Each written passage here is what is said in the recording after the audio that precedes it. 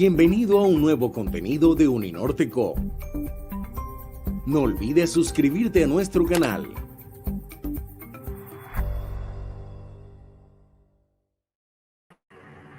Muy buenos días para todas las personas que se conectan y que están participando en esta séptima versión del Congreso de la Asociación Colombiana de Economía de la Salud, Salud y Desarrollo, Perspectivas para una Nueva Década, que este año la desarrollamos de manera virtual desde la Universidad del Norte en Barranquilla, Colombia. El día de ayer iniciamos de manera exitosa nuestra conferencia, nuestro congreso, con la participación del doctor José Antonio Campo. Tuvimos muchas reflexiones relacionadas con el futuro de la salud, el futuro de nuestra economía y cuáles son los retos que enfrenta nuestro país y en general la sociedad en el marco de este COVID-19 y los retos que enfrentan los economistas que están trabajando en economía de la salud. El día de hoy tenemos una agenda muy rica en actividades y queremos invitarlos a que participen de esta agenda y que se vinculen a todas las actividades y sesiones que estamos desarrollando. Hoy vamos a iniciar, como lo hicimos ayer, con una conferencia central, una conferencia magistral, y tenemos invitado como conferencista central al doctor Federico Guanayz. El doctor Guanayz se incorporó a la Organización para la Cooperación y el Desarrollo Económico, OCDE, en París, como subjefe de la División de Salud en 2019, donde supervisa el trabajo técnico en las áreas de desempeño del sistema de salud, estadísticas en salud y atención primaria en salud. Anteriormente fue especialista principal en salud en el Banco Interamericano de Desarrollo. También ocupó altos cargos gerenciales en política social en el gobierno federal brasileño en Brasilia entre 2006 y 2010. Ha publicado numerosas publicaciones en atención primaria de salud, fortalecimiento de los sistemas de salud y salud global. Obtuvo un doctorado en Administración Pública de la Universidad de Nueva York en 2006, con énfasis en desarrollo internacional y políticas y gestión de la salud. El doctor Guanayz ha aceptado la invitación a nuestro congreso para abrir este segundo día de actividades académicas que tenemos y presentarnos un poco sus reflexiones también en el marco de esta perspectiva de desarrollo y del futuro que tiene la salud y la economía en el mundo. Vamos a tener una sesión de 1 hora donde escucharemos esta intervención magistral, luego de la cual continuaremos con nuestra agenda en el marco de varias panel de actividades, ponencias y presentaciones de póster. Entonces, muchas gracias, doctor Guanayz, por presentarnos sus reflexiones, por aceptar nuestra invitación y estamos atentos a escuchar su intervención. Muy buenos días, Sandra, y todos los que están escuchando y nos asistiendo. Muchas gracias por la invitación. Es realmente un enorme gusto estar acá con ustedes hoy. En esta tarde acá en París, en esta mañana para ustedes. Para mí es un gran honor porque, bueno, este año Colombia finalmente ingresó a la organización, a la OCDE, como el miembro de número 37. Entonces, Colombia ya es un miembro pleno de la organización y esperamos cada vez más poder tener intercambios y, bueno, conversaciones, diálogos y trabajos conjuntos con Colombia, que es un país que tiene una asociación de economía de salud fuerte. Y cuando me preguntan en la región de las Américas, bueno, de la América Latina, ¿cuál país que tiene más tradición en economía de salud? Colombia seguramente es el nombre que me viene a mente. Quería saludar también al profesor Jairo Humberto, por la invitación. Hemos trabajado juntos, incluso anteriormente en mi puesto cuando yo trabajaba en el Banco Interamericano de Desarrollo, y muy generosamente me ha invitado para participar de esta sesión de hoy. No estoy seguro si Jairo llegará en algún momento para hacer algunos comentarios, para cualquier momento que quiera. Con mucho gusto, Jairo. Es siempre un enorme gusto estar con ustedes. Bueno, y en el día de hoy, bueno, ¿qué es que nos viene a mente cuando hablamos de salud? Bueno, no puede ser otra cosa que la crisis del COVID-19, ¿no? O sea, realmente esa es una experiencia singular en nuestras vidas, en nuestras carreras. Seguramente va a marcar la carrera profesional de todos los que trabajan con salud, todos los que trabajan con la economía de la salud. ha marcado la trayectoria de las sociedades en todo el mundo. O sea, esto realmente es un evento que, bueno, ya ha pasado otros anteriormente en la historia de la humanidad, pero no en nuestras vidas. Entonces, es muy importante aprovechar que hay una ventana de oportunidad que se abrió para la discusión de la salud, de los sistemas de salud. Quizás antes ustedes tuvieron alguna dificultad de explicar, bueno, a sus familias, a sus amigos, qué hace un economista de la salud. Y hoy en día yo creo que todo el mundo ya entiende muy bien la importancia de la economía de la salud, la importancia de la organización de los sistemas de salud, los incentivos, el desempeño, los insumos, los gastos, todo esto está clarísimo, ¿no? Y la importancia de la salud como un componente del desarrollo. Entonces, yo creo que es una oportunidad, se abrió una ventana de oportunidad política, ¿no? Para discusión de los sistemas de salud en todo el mundo. Y yo creo que debemos aprovecharla, ¿no? O sea, de tener y hacer nuestras sociedades, nuestros sistemas más resilientes. Y a eso voy en mi presentación de hoy. Voy a compartir mi pantalla. Un minuto. A ver si logro hacerlo. Ok. Bueno, entonces iniciando acá el modo presentación. Perfecto. Bien, entonces, como les comentaba, mi ponencia tratará del desarrollo sostenible y la resiliencia de los sistemas de salud. Entonces, todos sabemos el enorme impacto que la pandemia ha tenido en todo el mundo, ¿no? O sea, esta figura que a cada día se actualiza y se cambia y desafortunadamente cada día hay más regiones del mundo y más países que se encuentran en ese color rojo oscuro, ¿no? O sea, de los países que han tenido más de 1.000 muertes por millón de personas confirmadas, ¿no? O sea, en América Latina, en las Américas en particular. Primero, bueno, esto en Europa, buena parte de los países ya está, ya alcanzó este umbral. En las Américas también. Y yo diría que hay algunos países que aparentemente no han cruzado ese umbral, pero seguramente hay problemas de data, problemas de información. Yo diría que es muy probable que aún más países deberían estar con el color morado porque han sufrido un impacto de más de 1.000 muertes por millón de personas. Entonces, la enorme impacto de la pérdida de vidas causadas por el COVID-19 muestra que necesitamos de sistemas de salud más resistentes.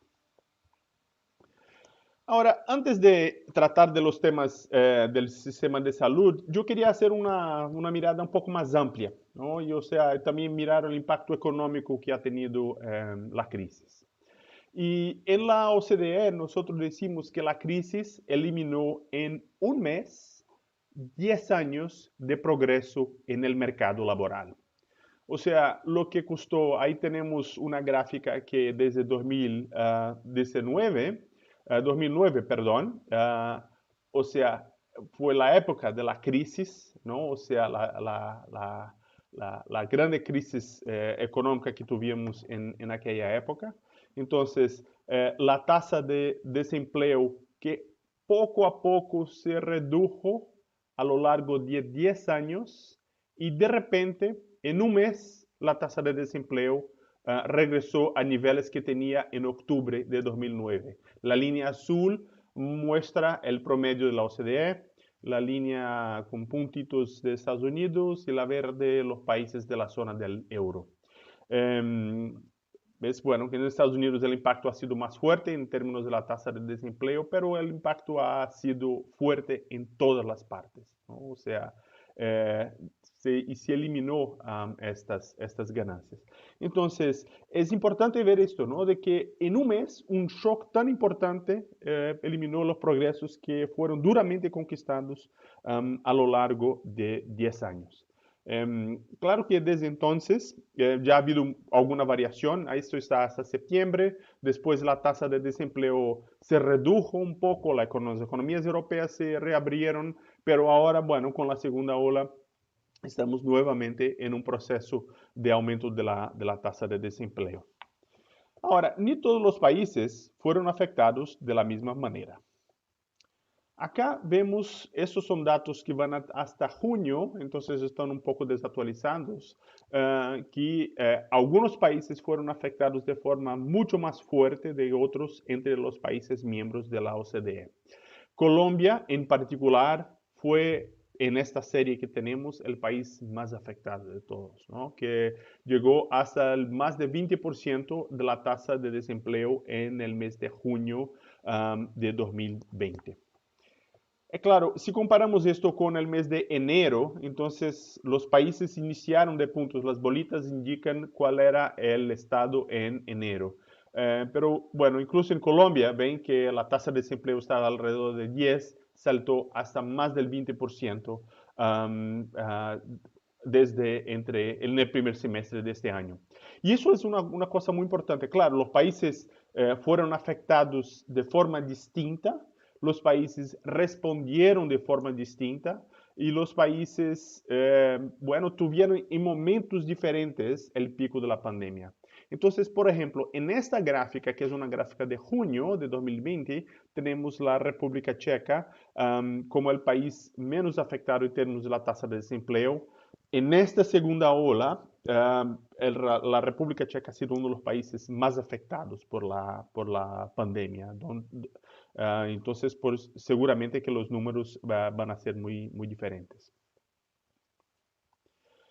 Bueno, y si comparamos esta grande crisis, ¿no?, que estamos viviendo ahora con la crisis de 2008, ¿no?, vemos que el impacto inicial del COVID-19 ha sido por lo menos 10 veces mayor que la crisis de 2008.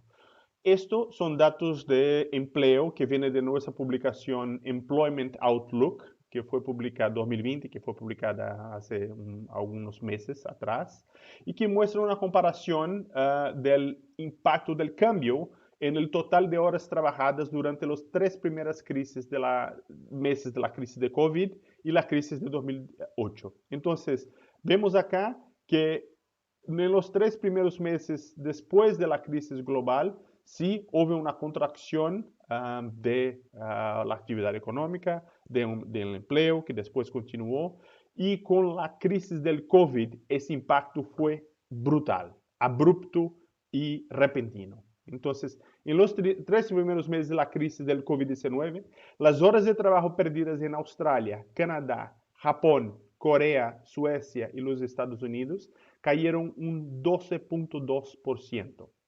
en comparación con el 1.2% en los 3 primeros meses de la crisis financiera mundial. Y todos nos sabemos el tamaño del impacto que tuvo la crisis financiera mundial de 2008. Entonces, eso nos pone en alerta y con la importancia de reflexionar sobre los próximos pasos. Es importante también salientar que las consecuencias económicas de la pandemia no afectan todos con la misma severidad. O sea, hay algunas vulnerabilidades que ya existían en los sistemas de salud, las sociedades, fueron expuestas y algunas desigualdades realmente están siendo agudizadas, ¿no? Entonces, por ejemplo, vemos que los trabajadores por cuenta propia, temporales o a tiempo parcial, fueron muy afectados, ¿no? O sea, hasta el 40% en los sectores más afectados, y porque eso normalmente es menos protegido por las redes de seguridad existentes. Otro grupo bastante afectado han sido los trabajadores informales. Más de 2 en cada 3 personas han sido afectadas por la crisis y los ingresos han disminuido en un 60% en promedio en los países de la OCDE. Y en muchos países, esta categoría de trabajadores no son elegibles para la mayoría de las medidas de apoyo, lo que expone la vulnerabilidad todavía de una forma más importante. Otro grupo muy afectado han sido la juventud. El desempleo juvenil aumentó del 11% en febrero al 16% en junio en los países de la OCDE. Y las perspectivas para los graduados del 2020 son muy sombrías. Es muy difícil ingresar en el mercado laboral en estas circunstancias y nosotros sabemos que típicamente lo que ocurre en los primeros años de la vida laboral puede tener consecuencias a lo largo de toda la carrera profesional. Y por fin, otro grupo que me gustaría llamar la atención, que ha sido muy afectado, han sido las mujeres. En la mayoría de los países, el personal sanitario es mayormente compuesto por mujeres. En los países de la OCDE, 2/3 del personal sanitario, incluyendo médicos, enfermeros, son mujeres, ¿no? Y esto es importante porque son las personas que estuvieron en la línea de frente del COVID. Bueno, además sabemos que hay una distribución desigual de la carga de trabajo en la casa entre hombres y mujeres. Entonces, las mujeres muchas veces tienen que cumplir una doble jornada y doblemente penalizada. Y han sido observadas grandes pérdidas iniciales del trabajo en las mujeres. Siguiendo adelante, lo que vemos en esa pandemia es que los trabajadores con mayores ingresos siguieron trabajando desde casa y los con menores ingresos dejaron de trabajar, ¿no? Entonces, esto ha sido, bueno, estamos aquí haciendo nuestras teleconferencias, trabajando desde nuestras casas. Las personas en trabajos que se requiere mayor cualificación han sido, en la mayoría de los casos, más probables los que pudieron seguir con sus esquemas laborales. Entonces, en promedio, en los 11 países de la OCDE para los cuales tenemos data, 50% de los trabajadores con mayores ingresos reportaron trabajar desde casa en abril, comparado con 30% de aquellos en el cuartil con menores ingresos. Y por otro lado, 14% de los trabajadores en el cuartil con mayor ingreso dejaron de trabajar, comparado con 30% de los trabajadores en el cuartil con menores ingresos, donde, por lo tanto, ha habido una penalización mucho más importante en las familias más vulnerables, en los trabajadores con menores ingresos. Y sabemos que permanecer en la casa durante la pandemia es mucho más difícil para las personas más pobres. Si vemos acá en esta gráfica de la izquierda, antes de la pandemia, las personas que tenían mayores ingresos tenían más movilidad, la línea verde, que las personas que estaban con menores ingresos, la línea azul. Cuando vino la pandemia, la situación se cambió, se invirtió, ¿no? Entonces, las personas con menos ingresos fueron más frecuentemente móviles, o sea, tenían más movilidad, mientras que las personas que tenían menos ingresos tuvieron que quedarse, que tenían más ingresos, pudieron quedarse en sus casas. Por lo tanto, hay un tema de la vulnerabilidad. Perdón un minuto, intentar cerrar aquí esta pantalla, pero bueno, no logro, no importa. Acá, si miramos la pantalla desde la derecha, igual, la porcentaje de personas que quedaron en la casa también se invirtió, ¿no? O sea, antes las personas con mayor ingreso no estaban en sus casas, era más probable no estar en sus casas y pasaron a ser más probable de quedarse en sus casas. Entonces, es mucho más difícil para las personas más pobres, ¿no? Que quedarse en su casa, que tienen la mayor probabilidad de tener trabajos informales, que necesitan tener algún tipo de trabajo que requiere su presencia física. Incluso las condiciones en los hogares más pobres típicamente requieren mayor aglomeración y condiciones más expuestas a la salud. El siguiente slide. Y bueno, muchas veces me preguntan, una de las primeras preguntas que me hacen en entrevistas es si hay una dicotomía, una oposición, un trade-off entre salud y economía. Y siempre mi respuesta ha sido la misma, hoy no ha cambiado, es de que no es cierto que haya un trade-off entre salud y economía. La verdad, la solución de la crisis de la salud sigue siendo una condición previa para resolver la crisis del empleo la crisis de la economía. Por lo tanto, lo que ha afectado de forma fuerte las economías de los países, bueno, no ha sido las medidas para responder a la pandemia, y sí la pandemia en sí, ¿no? O sea, al revés, cuanto más rápido que se resuelven, ¿no?, las condiciones de base de la pandemia, más rápido ha sido la recuperación económica de los países.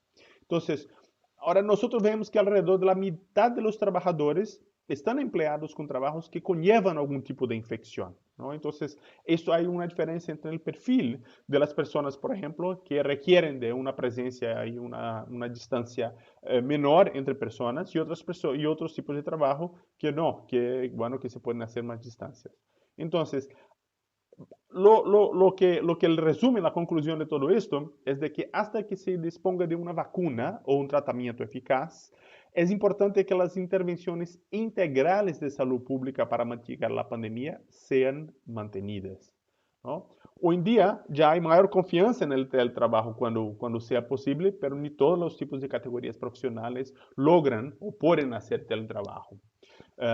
Entonces, y es importante también posibilitar mecanismos de protección a los trabajadores, por ejemplo, normas de seguridad y salud ocupacional bien definidas, rediseño de los ambientes laborales, licencia por enfermedad pagada para permitir que los trabajadores enfermos se queden en casa, o sea, todo el tipo de incentivo para que proteger la fuerza laboral para que pueda realizar sus trabajos, incluso al final de las medidas actuales de confinamiento. Bueno, y yo he hablado bastante, ¿no? Desde el inicio yo mencioné a ustedes ese sistema de resiliencia, ¿no? Entonces aquí está resistentes, pero la verdad lo que yo quería decir es resiliencia, ¿no? Entonces me gustaría un poco regresar un paso, ¿no? A decir, ¿por qué necesitamos de sistemas de salud más resilientes, ¿no? Entonces, acá yo creo que es importante evaluar este esquema, ¿no?, diagramático de lo que es la resiliencia, ¿no? Y la resiliencia puede ser entendida muy bien como un componente de la sostenibilidad. Entonces, en esta gráfica tenemos acá algún sistema cualquiera que, bueno, a lo largo del tiempo ha sufrido un shock y a un tiempo que es necesario el tiempo para absorber el shock. Los sistemas que no tienen buena resiliencia sufren un impacto muy fuerte, ¿no?, y disminuye incluso su desempeño y su posibilidad de ser insostenibles. A lo largo del tiempo se recuperan después del shock y se adaptan a un determinado nivel. Los sistemas sistemas en general, cualquier sistema, no necesariamente sistemas de salud, que son antirresilientes, ellos resultan de que su condición post-shock es inferior y menos sostenible a la condición anterior al shock. Por lo tanto, sí podemos extrapolar que repetidos shocks llevarían ese sistema a una sostenibilidad de un desempeño cada vez menor. Y esto es importante a considerar.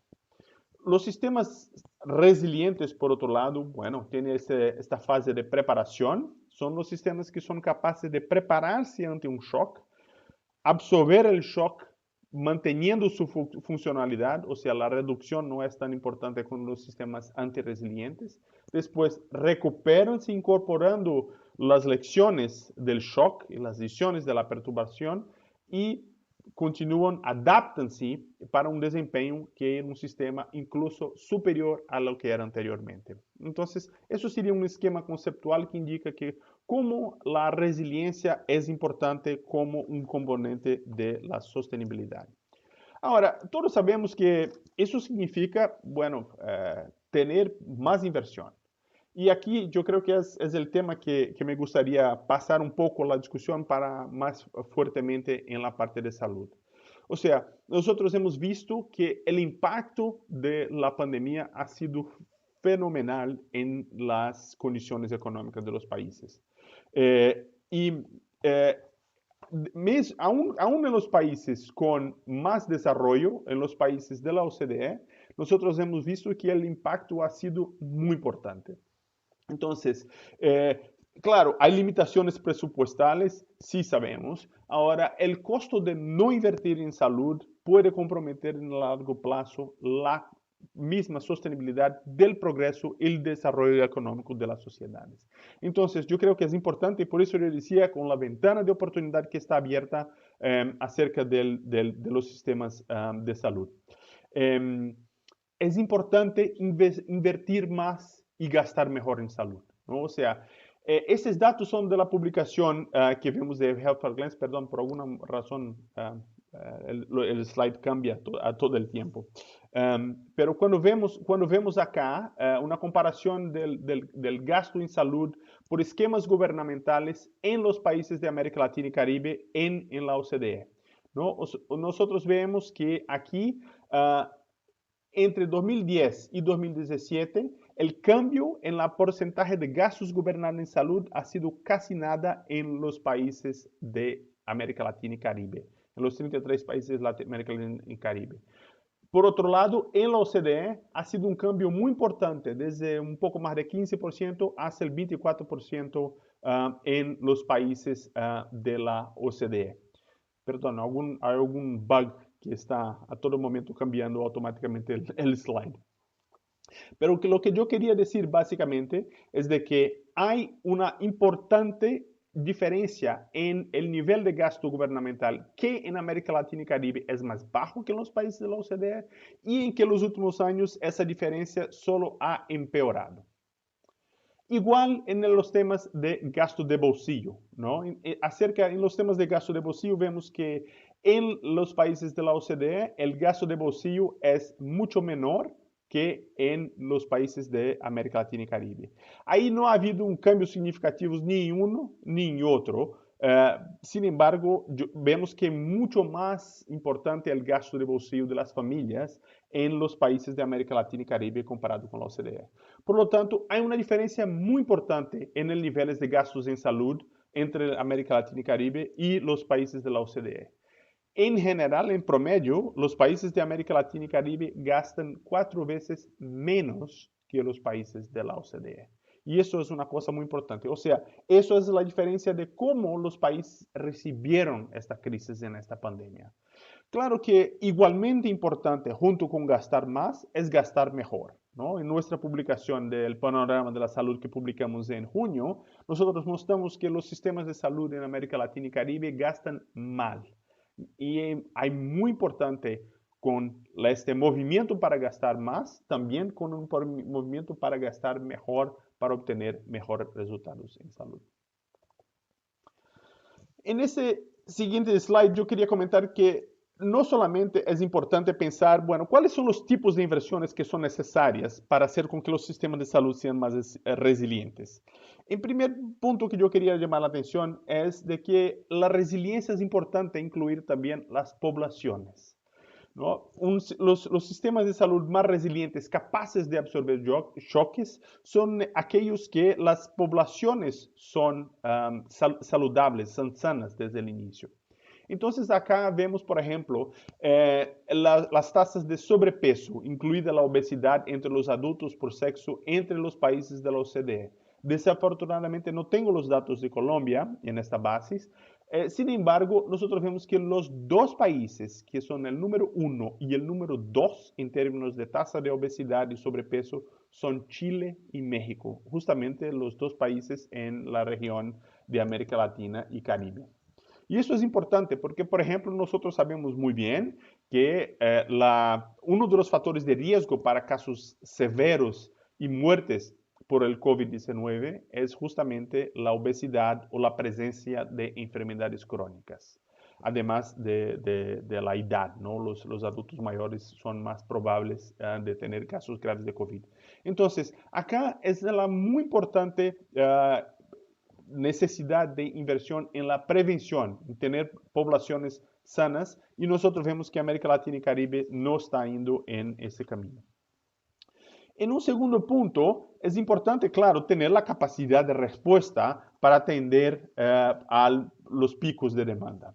Nosotros vemos que las camas hospitalarias que disponen los países de América Latina y Caribe son mucho menores, son un número mucho inferior a las observadas en el promedio en los países de la OCDE. Aquí estamos, esses dados son 31 países de América Latina y Caribe, tienen en promedio 2.1 camas hospitalares por 1000 habitantes. Mientras que en los 36 países de la OCDE, en esa estadística todavía no estaba considerada Colombia, el número es de 4.7 camas de hospital por 1000 habitantes. Entonces, sí hay alguna variación, algunos países, Barbados, Cuba, Argentina, están superior al promedio de la OCDE incluso, pero la mayoría de los países de la región, de nuestra región de América Latina y Caribe, está inferior al promedio de la OCDE y algunos considerablemente inferiores. Ahora, eso en la época de la pandemia ha sido una discusión muy fuerte en relación, por ejemplo, con la disponibilidad de las camas UCI y la insuficiencia de camas para atender la demanda. Eso es un tema importante, pero tampoco me gustaría que se llevara eso como una recomendación de que el número de camas hospitalarias es la única cosa que importa. Yo creo que hay países que tienen diferentes niveles de camas, por ejemplo, pero que son capaces de hacer una contención en la atención primaria, fuera del hospital, de una forma importante y que por lo tanto hay una necesidad más reducida de camas hospitalarias. Sin embargo, acá en la mayoría de los países de la OCDE estamos hablando de países que tienen una alta disponibilidad. En la región de América Latina y Caribe todavía hay brechas importantes en algunos países y algunas regiones. Pero la capacidad de respuesta, sabemos que tampoco es solamente tener camas hospitalarias, ¿no? Es importante también tener personal de salud. Y acá nosotros vemos esta gráfica, es una gráfica que de una sola vez pone los números de médicos por habitante y de enfermeros por habitante. Entonces, con base en esto, esta cruz al medio de la gráfica indica el promedio de la OCDE, ¿no? En términos del promedio de médicos y el promedio de enfermeras, ¿no? Entonces, acá en el cuadrante superior son los que tienen alto número de enfermeros y el cuadrante inferior los que tienen bajo número de enfermeros. El cuadrante derecho los que tienen alto número de médicos y el izquierdo lo que tiene bajo número de médicos. Y acá observamos que hay una variación importante en el skill mix de los países de la OCDE, ¿no? Algunos tienen, como Noruega y Suiza, tienen un número muy alto de médicos y de enfermeros. Alemania, Islandia también son algunos países que tienen números elevados. En otro extremo están los países que tienen bajo número de médicos por habitante y bajo número de enfermeros por habitante. Entonces hay una brecha de recursos humanos muy importante. Y los países que tienen menor número son justamente Colombia, que está aquí indicado en rojo, Turquía, México y Chile, ¿no? Entonces esos países están en un número considerablemente inferior al promedio de 3.5 médicos por 1000 habitantes en la OCDE y considerablemente inferior al número de enfermeros, de 8.8 enfermeras por 1000 habitantes. Y esto es algo importante a considerar en términos de la planificación de recursos humanos, porque sabemos que en la región de América Latina y Caribe, no solamente el personal es insuficiente, pero también está mal distribuido en el territorio. Entonces, hay diferencias importantes también dentro de los países. Ahora, yo hablé entonces, los sistemas de salud resiliencia requieren mayor inversiones, requieren tener mejor infraestructura física, requieren de tener mejor recursos humanos. Sin embargo, algo que quedó muy aparente en esta pandemia ha sido, digamos, la retaguardia de los sistemas de salud. La parte que muchas veces no discutimos mucho, que es, por ejemplo, la capacidad de laboratorio. Hablamos de la atención primaria, pero no hablamos tanto si la atención primaria tiene o no tiene la capacidad resolutiva, por ejemplo, de hacer pruebas diagnósticas. Y en el caso de esta pandemia, la capacidad robusta de diagnóstico y estrategias de pruebas adecuadas ha sido muy puesta en relieve. Entonces, yo quería llamar la atención, esos son los datos de World Data, y una cosa que nosotros decimos desde la primera fase de la pandemia en la OCDE es de que una precondición para una apertura segura de las economías después del confinamiento es la capacidad de testeo y rastreo de los casos contactos y aislamiento de las personas infectadas. Eso sigue siendo algo muy importante. Sin embargo, no se debe interpretar eso solamente como una necesidad de que, bueno, se tiene que testar más y más y no importa de qué forma. Acá nosotros vemos que sí, la mayoría de los países han expandido de una forma muy sustantiva su capacidad de testeo. Esos son la media diaria de tests por 1000 habitantes. La verdad, ese es un promedio de los últimos 7 días, ¿no? Para el promedio diario. Entonces, vemos que países como el Reino Unido han ampliado de forma significativa su capacidad de testeo. Igual España, Estados Unidos, Alemania, Chile, un poco menos, pero también en una forma sustantiva. Colombia aumentó bastante su capacidad de test, pero se encuentra en un nivel muy inferior a esos otros países. México se encuentra en un nivel muy inferior, pero también aquí abajo ven que está la Corea del Sur, ¿no? Y eso para mí es una cosa muy importante, porque si miramos los números en la Corea del Sur, Corea testa relativamente poco en términos de tests por 1000 habitantes, pero lo hace de forma muy eficiente. Va directamente a los brotes y cuando los brotes son tempranos, ellos son capaces de identificarlos, hacer un testeo masivo en esas localidades y contener los brotes antes que se escalen. Por lo tanto, no hay necesidad de repetidamente hacer testeos. Ellos han logrado tener una estrategia de testes. Claro, ellos han aprendido, si miramos acá la línea azul, Corea del Sur es el primer país que empieza a testar de una forma sustantiva, ¿no? En números muy, muy superiores a cualquier otro país en aquella forma. Y a lo largo del tiempo, ellos han subido esporádicamente su capacidad de testeo y reducido, asociada a la necesidad de contención de brotes locales. Entonces, yo creo que es muy importante tener esto, ¿no? O sea, a niveles, cuando la pandemia está en niveles muy, muy altos, es prácticamente imposible hacer una estrategia de testeo eficaz para contener la expansión de los brotes locales. Por lo tanto, la importancia de tener las medidas de contención, pero cuando las medidas de contención son levantadas, es muy importante poder testear y testear de una forma inteligente, ¿no? O sea, no solamente las personas infectadas, pero los casos contactos y hacerlo de una forma eficiente. Ha habido mucha promesa en relación a las tecnologías digitales, por ejemplo, para hacer rastreo de casos contactos, pero la verdad es que hasta ese momento ha sido muy decepcionante los resultados. Por lo tanto, la importancia de hacer un rastreo de casos contactos de forma también humana, ¿no? La complementación es algo muy importante.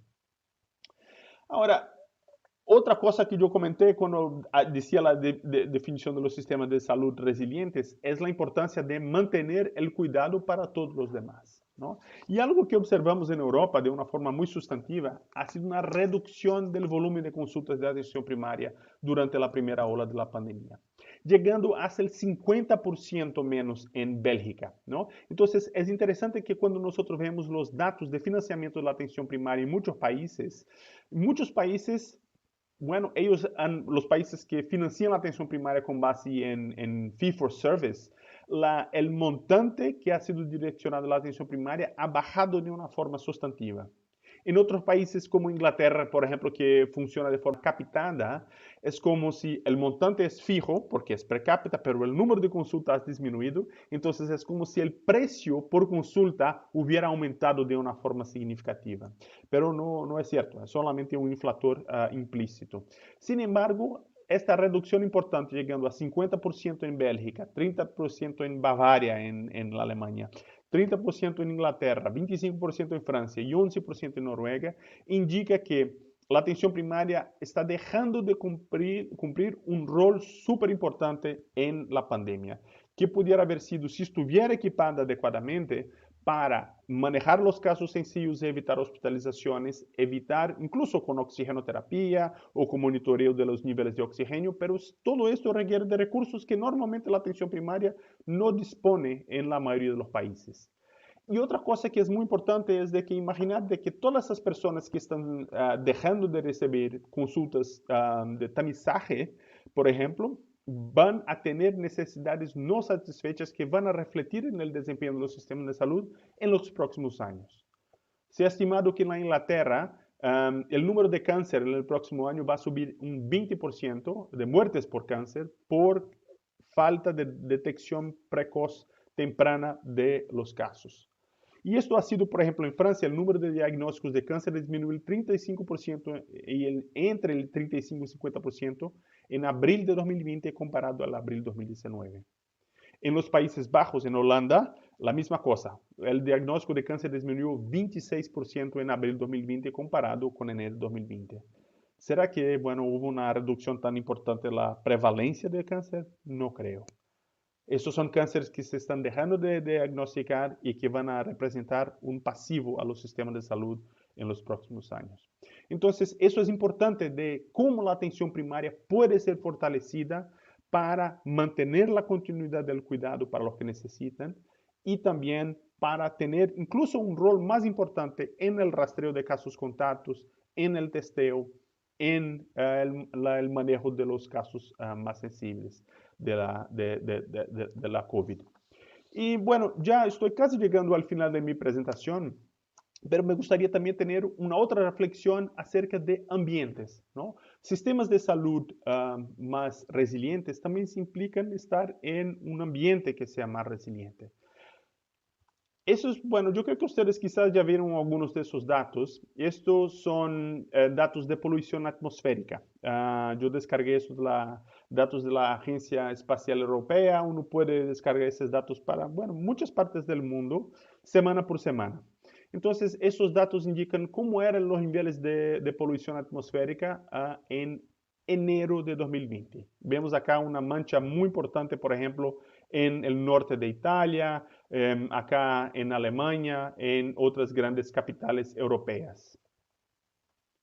Cuando llegamos a junio de 2020, esta mancha ha prácticamente desaparecido. O sea, con las medidas de confinamiento, con la reducción de la actividad económica, los niveles de polución atmosférica se han reducido bastante.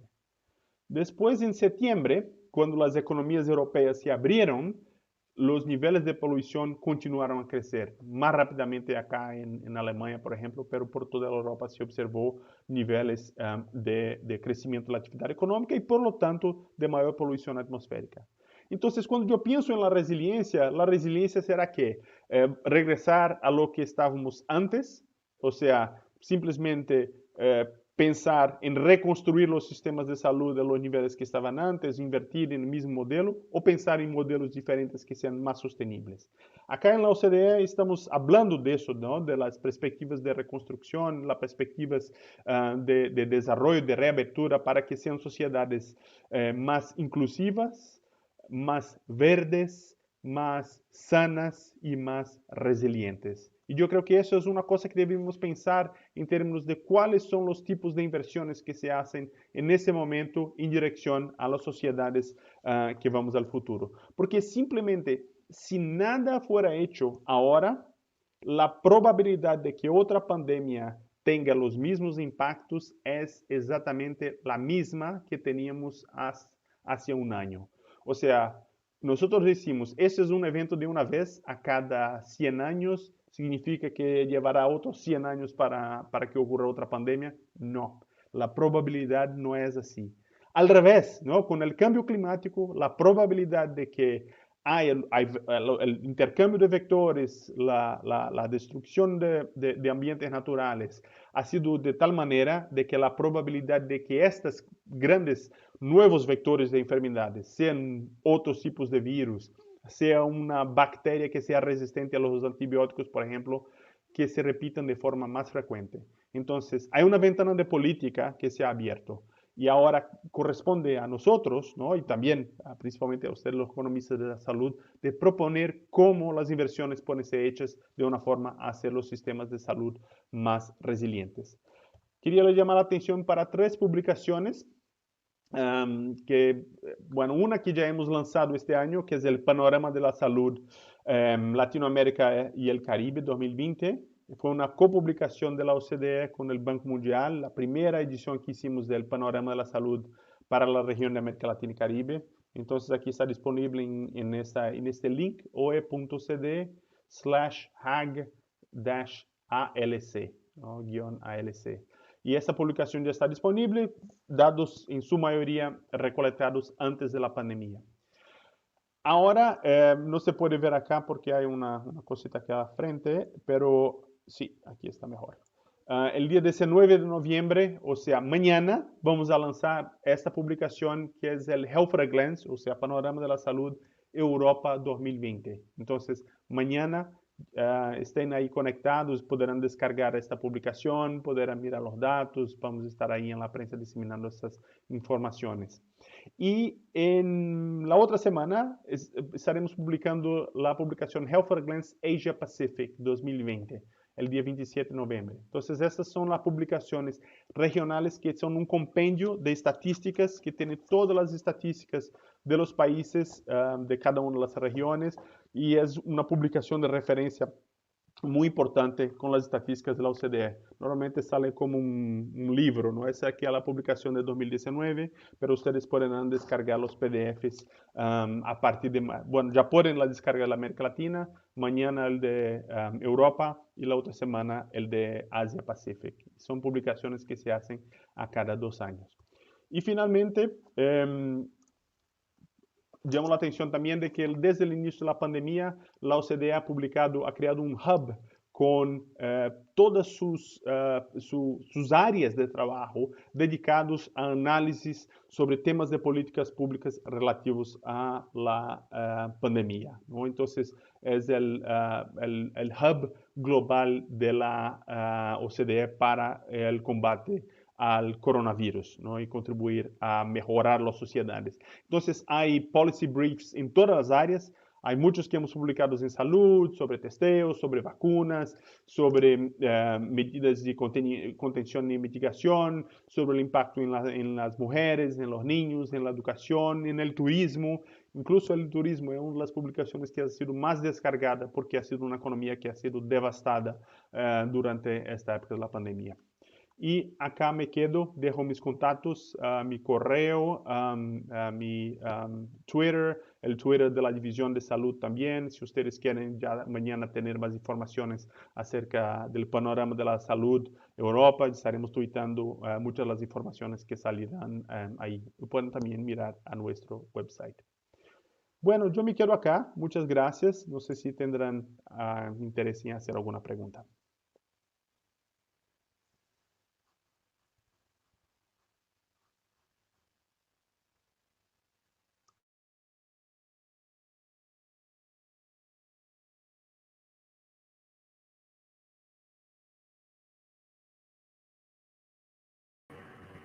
Muchísimas gracias, doctor Guanaís, por la intervención súper interesante. Tenemos el chat súper activo también, con muchas preguntas, con muchos interrogantes. Bueno, lo primero es si nos va a compartir la presentación para poderla dejar en el material que tenemos en el Congreso y también para que nuestros asistentes la puedan consultar de manera más directa. Muchos están preguntando por varios de los esquemas y las figuras que allí se presentaron.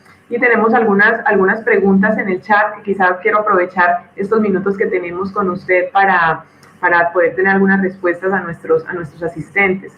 Por aquí el Sahir Bastos pregunta, ¿cómo vincular variables socioeconómicas a los actuales indicadores de salud para construir indicadores compuestos? Sí, eso yo creo que es un punto muy importante, ¿no? O sea, de que considerar las condiciones socioeconómicas de las poblaciones. Nosotros tenemos una publicación, bueno, yo no tengo la referencia ahora, pero era una publicación que hicimos, nuestro departamento de estadística hizo algunos años, que es un guía práctico de cómo construir índices compuestos, ¿no? O sea, si el interés realmente es de una persona que está interesada en hacer el A, B, C, D de todas las etapas, es una publicación que yo recomiendo fuertemente. Después yo puedo mandar a Sandra, que seguramente podrá compartir. Y con mucho gusto yo compartiré mi presentación. Yo espero que sea utilizada, o sea, que ustedes puedan. Yo envío también a Sandra y a Jairo y para que puedan compartir con los demás. Ahora, yo realmente, la página de estadísticas de la OCDE, ustedes pueden descargar para todas las áreas, ¿no? O sea, no solamente salud, está en un mismo, se ponen en Google OECD Statistics, y es una herramienta muy flexible y que puedes descargar y hacer comparaciones muy interesantes entre países, incluyendo las económicas y de educación, en políticas laborales, en ingresos, en variables macroeconómicas y todas las demás. Algunos, aquí voy a unir dos porque algunos han preguntado sobre cuál es la visión alrededor de los principales impactos que este COVID va a tener sobre nuestras economías. Y por aquí hay una muy específica donde nos dicen, bueno, perdón, está por aquí, se me fue, desde el punto de vista socioeconómico, cómo la OECD plantea la recuperación de sus países miembros frente a esta sindemia. Esta nos la propone Juan Carlos Penagos. Sí, no, esa es una excelente pregunta y gracias por utilizar la palabra sindemia, ¿no? Porque, bueno, es que Richard Horton de Lancet mencionó, ¿no? O sea, de cómo esto es una crisis sistémica, de hecho, ¿no? Y yo creo que en este marco, ¿no? El marco de resiliencia que yo hice una aplicación para el sistema de salud, es un marco que estamos utilizando en la OCDE para la recuperación, o sea, para que no sea la repetición simplemente de lo que teníamos antes. Esa es una ventana de oportunidades, ¿no? Para invertir y hacer las sociedades más verdes, más inclusivas y más sanas y por lo tanto más resilientes, ¿no? Entonces, ese es el marco que estamos tratando de incorporar. Hemos revisitado todos nuestros programas de trabajo para los próximos años para incorporar esses elementos de que, incluso con la inversión en el sistema de salud, ¿no? O sea, yo creo que acá es importante saber cuáles tipos de inversiones son necesarias, porque, bueno, sabemos, por ejemplo, que hay brechas muy importantes en los niveles de hospitales en la región de América Latina y Caribe. Sin embargo, simplemente invertir en expandir la capacidad hospitalaria sin considerar el demás sería un error y haría los sistemas de salud menos resilientes, porque la capacidad hospitalaria se requiere de gastos de mantenimiento muy elevados y no necesariamente son, bueno, típicamente atienden los pacientes en un estado muy más avanzado de la enfermedad. Entonces tiene una contribución menos importante para la salud poblacional, ¿no? Aunque para la salud individual, claro, tiene la contribución más importante en los casos agudos. Yo quería allí una reflexión, quizás también me gustaría escuchar de su parte, ahora que hablamos de todo lo que esta pandemia nos ha sacado a la luz sobre el funcionamiento de los sistemas y la eficiencia como venían haciéndolo, incluso indicadores que construía hasta hace un año la Organización Mundial de la Salud, donde nos mostraba qué países estaban más preparados para enfrentarse a una pandemia. Observamos que los países que estaban más preparados son los que en este momento realmente tienen las mayores tasas de mortalidad, lo cual también le llama a uno la atención sobre, bueno, cómo estos indicadores se construyen, qué es lo que debemos esperar. Pero una reflexión que a mí me ha estado dando vueltas a partir de todas estas situaciones, cómo cada parte de los sistemas de salud ha estado afectado de una manera diferencial. Y no sé cuál puede ser alguna observación que nos pudiese aclarar o decir sobre este tema, y es cómo le ha ido al recurso humano en salud. Otra es la historia sobre el tema de tecnologías en salud, otra es la cosa sobre el tema de hospitales y procesos de prestación, incluso otra es en el tema de aseguramiento. ¿Cuáles han sido las observaciones que ustedes han hecho en términos de la comparación internacional sobre cada uno de esos elementos de los sistemas? Sí, bueno, esos son puntos muy importantes, Sandra, porque depende de las condiciones de cada país. Entonces, por ejemplo, en un país como Estados Unidos, en que el aseguramiento de salud está asociado a su condición laboral, el impacto de perder el empleo ha sido un impacto que se ha compuesto con un impacto de salud, porque justamente estás más expuesto en un momento cuando potencialmente más puedes necesitar del sistema de salud. En los países donde el aseguramiento no está asociado a la condición laboral, bueno, pues Brasil, Inglaterra, España, Italia, por ejemplo, son países, bueno, países sistemas de NHS, estilos, ¿no? Sistemas Nacionales de Salud. En estos casos, sí, uno puede perder su empleo, pero continúa con su cobertura de salud. Entonces, la capacidad, el tipo de respuestas que se requieren en cada país depende también de esas variables estructurales de los sistemas de salud. Y, por ejemplo, en la atención primaria para el financiamiento, como yo comentaba, yo miraba algunos números en Bélgica, por ejemplo, y un país que financia su atención primaria con base en número de consultas, el ingreso de los profesionales de la atención primaria se redujo de una forma significativa, ¿no? O sea, porque los pacientes dejaron de venir, esos médicos simplemente perdieron mitad de sus ingresos, ¿no? O sea, en un mes. Y entonces el tipo de respuesta necesaria para el financiamiento ahí es diferente en un sistema, por ejemplo, con un sistema británico que paga por capitación a la atención primaria, ¿no? Entonces, es verdad que cada país tiene que mirar entonces sus condiciones y es algo muy importante de cuando nosotros vemos las recomendaciones para no pensar que, bueno, hay simplemente una solución mágica. Lo que sí vemos que en todos los casos, en todos los países, ha sido necesario una respuesta integrada y amplia. O sea, las vacunas están en buen camino, o sea, yo soy moderadamente optimista, ¿no? Con el progreso que hemos tenido hasta ahora.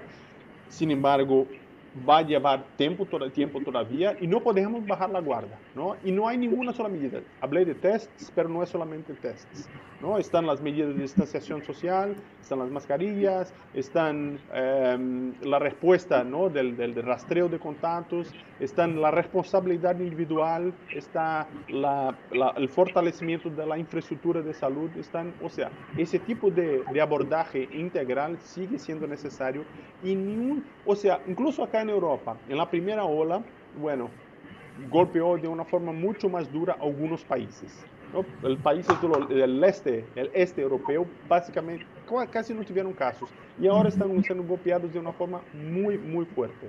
O sea, significa que no es una característica, un error que algunos países cometieron antes, ¿no? O sea, es una pandemia que requiere de una respuesta continuada, una maratona de grandes esfuerzos y de algo que requiere de respuestas integradas, ¿no? O sea, para que crucemos, ¿no? Este abismo, ¿no? O sea, todavía tenemos que pasar esto hasta que las vacunas estén administradas de una forma suficiente para ofrecer protección.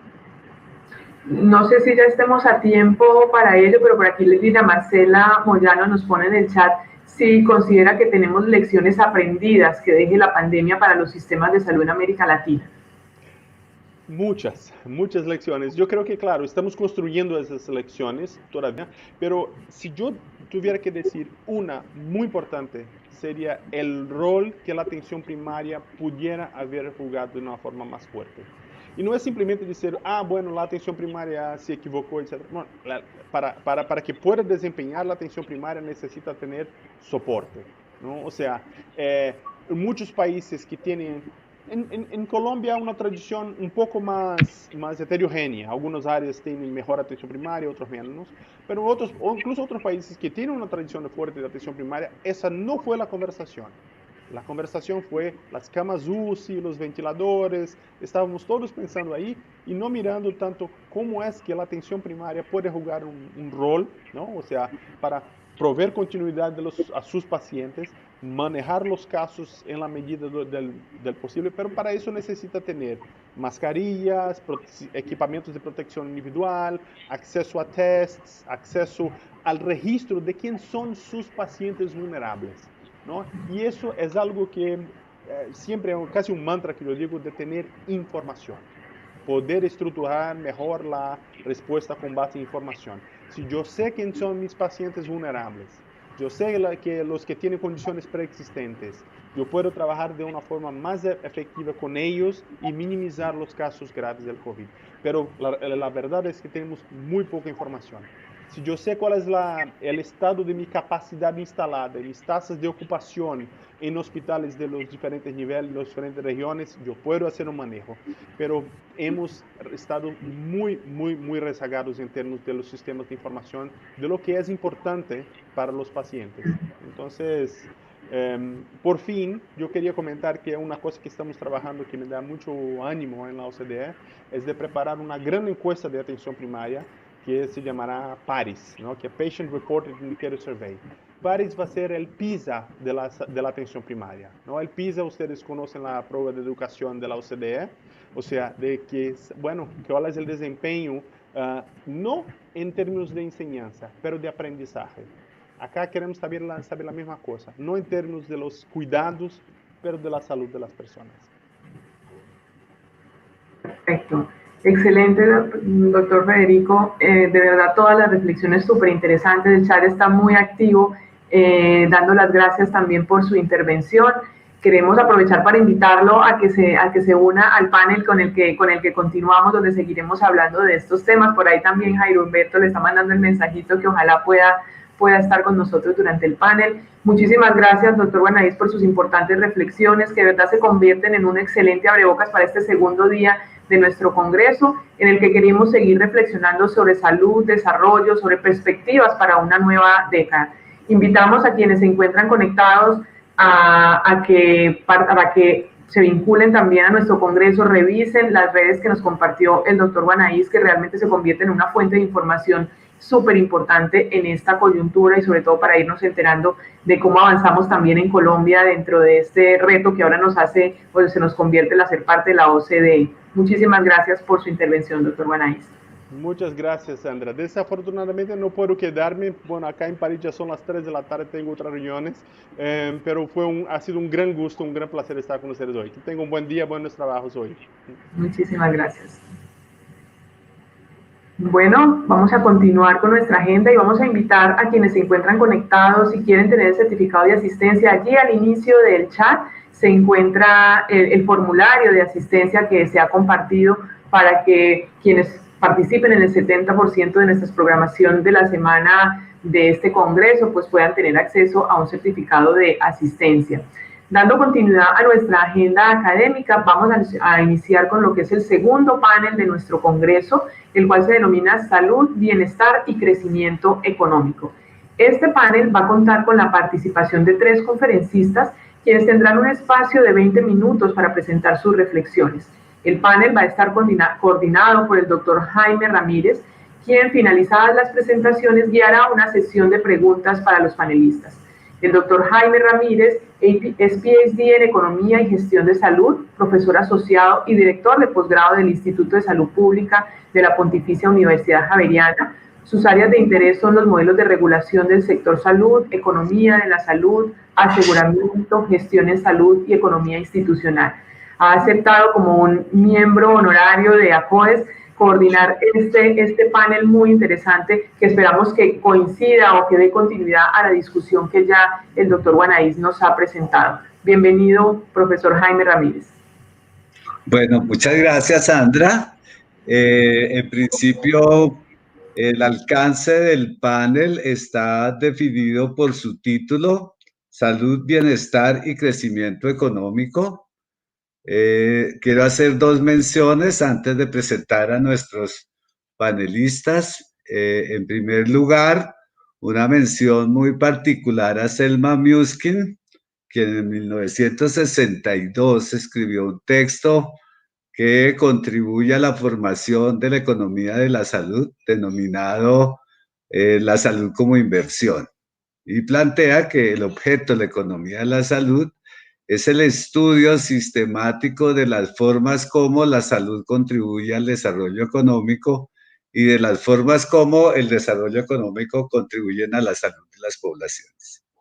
Segundo lugar, quiero mencionar un párrafo final del texto del Gran Escape de Angus Deaton, que termina planteando, a pesar de su optimismo, una reflexión muy importante que se relaciona directamente con el tema que estamos tratando. Deaton dice: mi historia del Gran Escape es positiva, de millones de personas que se salvaron de la muerte y de la indigencia y de un mundo que, a pesar de sus desigualdades y los millones que todavía se han quedado atrás, es mejor que el de cualquier época de su historia. Sin embargo, la película que he usado como una metáfora recurrente, El Gran Escape, no tuvo un final feliz. Casi todos los que escaparon fueron recapturados y 50 de ellos fueron ejecutados. Pregunta: ¿podemos confiar en que nuestro gran escape será diferente?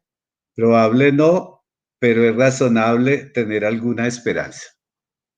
Siendo esto, voy a presentar muy rápidamente al doctor Augusto Galán, a Joana Vázquez y a Andrés Zambrán. Augusto como todos nosotros lo conocemos, es actualmente el director del Observatorio Así Vamos en Salud. Es cardiólogo de la Escuela Colombiana de Medicina y magíster en Administración Pública de la Escuela de Gobierno de Harvard. Tiene estudios complementarios en cardiología no invasiva y economía de la salud y se ha desempeñado como ministro, como embajador de Colombia en la UNESCO y ha sido dirigente gremial en distintas formas de organización del sector salud, como del aseguramiento y la prestación. Ha sido consultor del Banco Mundial y el Banco Interamericano de Desarrollo y ha sido asesor en el Sistema General de Seguridad Social por un tiempo muy largo. Su amplia experiencia en la implementación y en la administración de políticas públicas y la seguridad social es un gran aporte al desarrollo de este panel.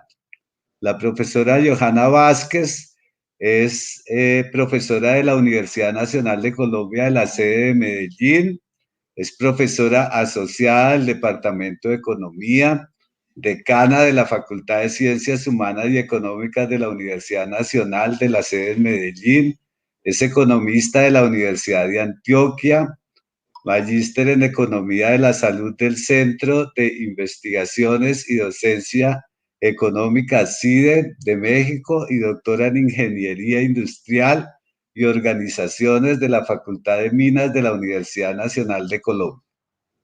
Se especializa en los campos de la economía de la salud y de la educación, en donde utiliza fundamentalmente técnicas microeconométricas y de toma de decisiones para estudiar los incentivos individuales y los impactos del abandono y la permanencia estudiantil en la educación superior y la valoración y cuantificación de la calidad de vida asociada con los estados de salud percibida.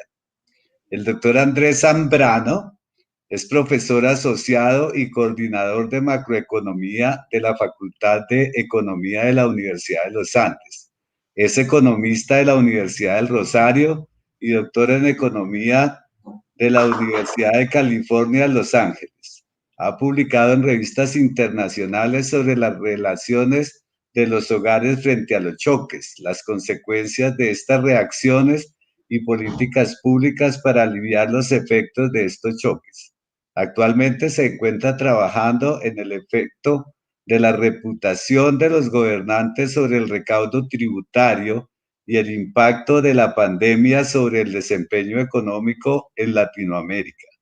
Andrés es profesor asociado y coordinador de macroeconomía de la Facultad de Economía de la Universidad de los Andes. Bienvenido Augusto, bienvenida Johanna y bienvenido Andrés a este panel. Hemos establecido que cada uno de los panelistas participará de su conferencia por un periodo de 20 minutos. Terminado este periodo, vamos a abrir una ronda de preguntas del público y de respuesta de los asistentes y terminaremos con un pequeño comentario final de cierre de la sesión. En el orden establecido para iniciar este panel, hemos considerado que el doctor Augusto Galán empezará, continuará Johanna y terminará Andrés Zambrano. Entonces, doctor Augusto Galán, bienvenido y tiene la palabra. Muchas gracias, Jaime, muy amable. Y en primer lugar, muchas gracias a los organizadores de este congreso,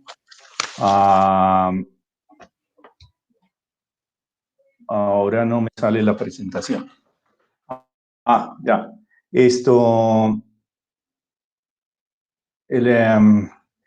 Entonces, un agradecimiento muy especial a los organizadores, al doctor Jairo Humberto, a la doctora Sandra y a todos los miembros de ACOES por esta invitación.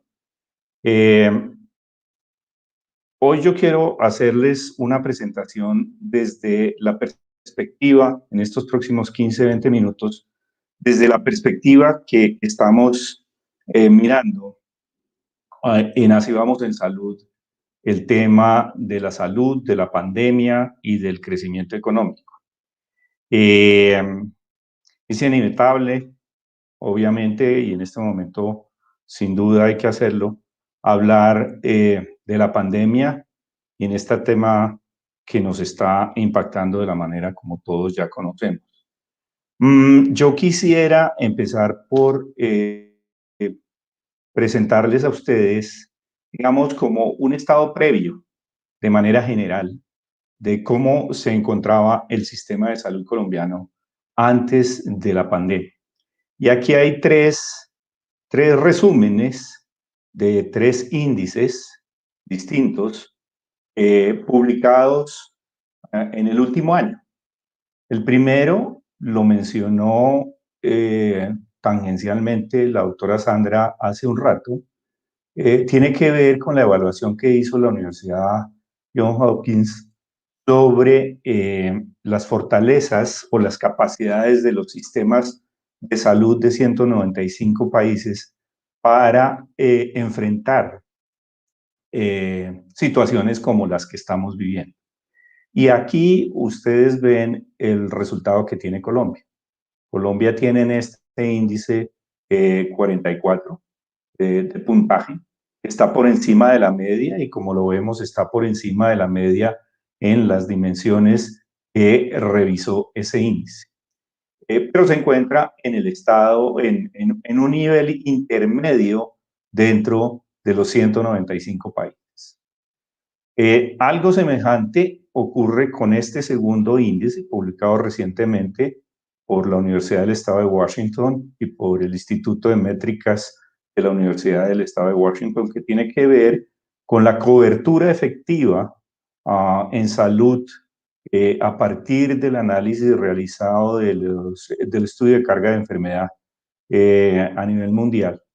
Y aquí Colombia, como ustedes espero que alcancen a estar viendo bien, tiene una calificación general que da un resultado más o menos adecuado. Está en la parte media alta de la tabla. 74 puntos. En América Latina hay unos países que nos superan. Está Costa Rica, por ejemplo. Está el mismo Perú, que me llamó la atención con 76 en ese índice. Pero lo que yo quisiera resaltar del mismo son estos resultados. 56 y 42 en el tema de cobertura y acceso real a los servicios materno-infantiles. Y en el tema de cáncer también muestra debilidades en la calificación o en el resultado, perdón. Entonces aquí, por ejemplo, está la leucemia linfoide aguda con la calificación o con el resultado más bajo en puntaje. Y está el cáncer de cuello uterino también con un resultado regular. Y llama la atención el tratamiento para enfermedad pulmonar obstructiva crónica y otras enfermedades crónicas que también muestra un resultado muy intermedio en esta calificación en donde están los baños. Y por último está este índice que publicamos recientemente en Así Vamos en Salud, es el resultado del índice de Así Vamos en Salud, del índice nacional, en donde hay, como ustedes ven aquí, tres ejes: condiciones iniciales, desempeño institucional y resultados en salud. La calificación general en una escala de 0 a 100 es de 53. Y el área donde se encuentra o el eje donde se encuentra más bajo el puntaje en comparación con los países de la OCDE, que fue con los cuales se comparó este índice de Así Vamos en Salud, nos muestra estos resultados de un valor general del índice de 25, o sea, en la parte baja de la tabla. Y aquí hay dentro de esas dimensiones iniciales las condiciones de vida en donde el tema de acueducto y alcantarillado fue incluido en la comparación y fue incluido en el índice, pues tienen las coberturas más bajas o los resultados en esos indicadores más bajos, con resultados de 0 en la escala de 0 a 100. al compararse con esos 37 países de la OCDE. Algo semejante en talento humano, tienen unos resultados muy intermedios en estos temas de condiciones iniciales, y esto nos da esta calificación. De resaltar en el desempeño institucional, en esa comparación particularmente el acceso a los servicios y la oportunidad de acceso a los servicios, Colombia no resulta con una calificación tan baja. De hecho, ese eje de desempeño institucional es el que da el resultado más alto dentro de este índice, con un nivel medio alto. Entonces, en términos generales, estos índices coinciden en que Colombia se encuentra en un estado, desde diferentes visiones, en un nivel intermedio en la organización de servicios de salud y en el resultado de esa organización de servicios de salud y en el manejo de la salud. Ahora bien, esta gráfica seguramente ustedes ya la han visto, pero yo quiero resaltar de esta gráfica ya con respecto específicamente a la pandemia.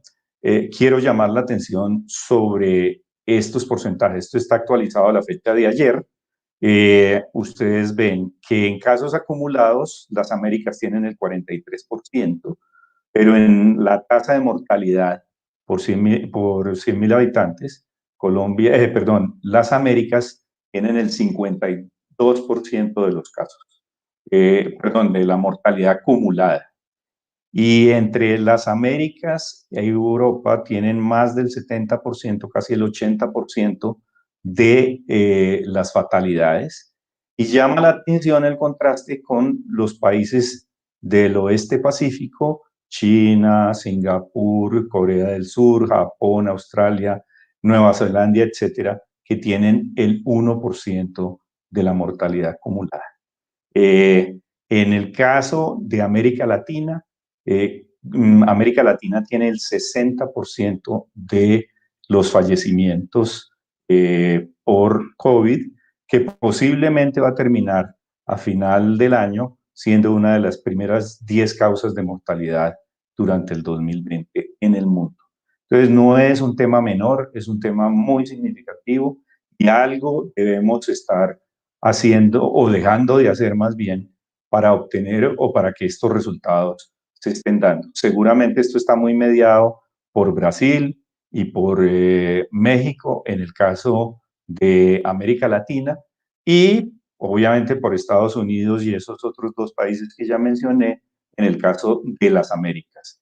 Pero sí, digamos, al hacer esa comparación, pues por supuesto que debemos entrar a un análisis de no sentirnos satisfechos con los resultados que hemos tenido.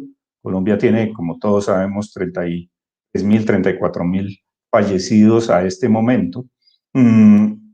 Y esa es la gráfica siguiente, la mortalidad por millón de habitantes en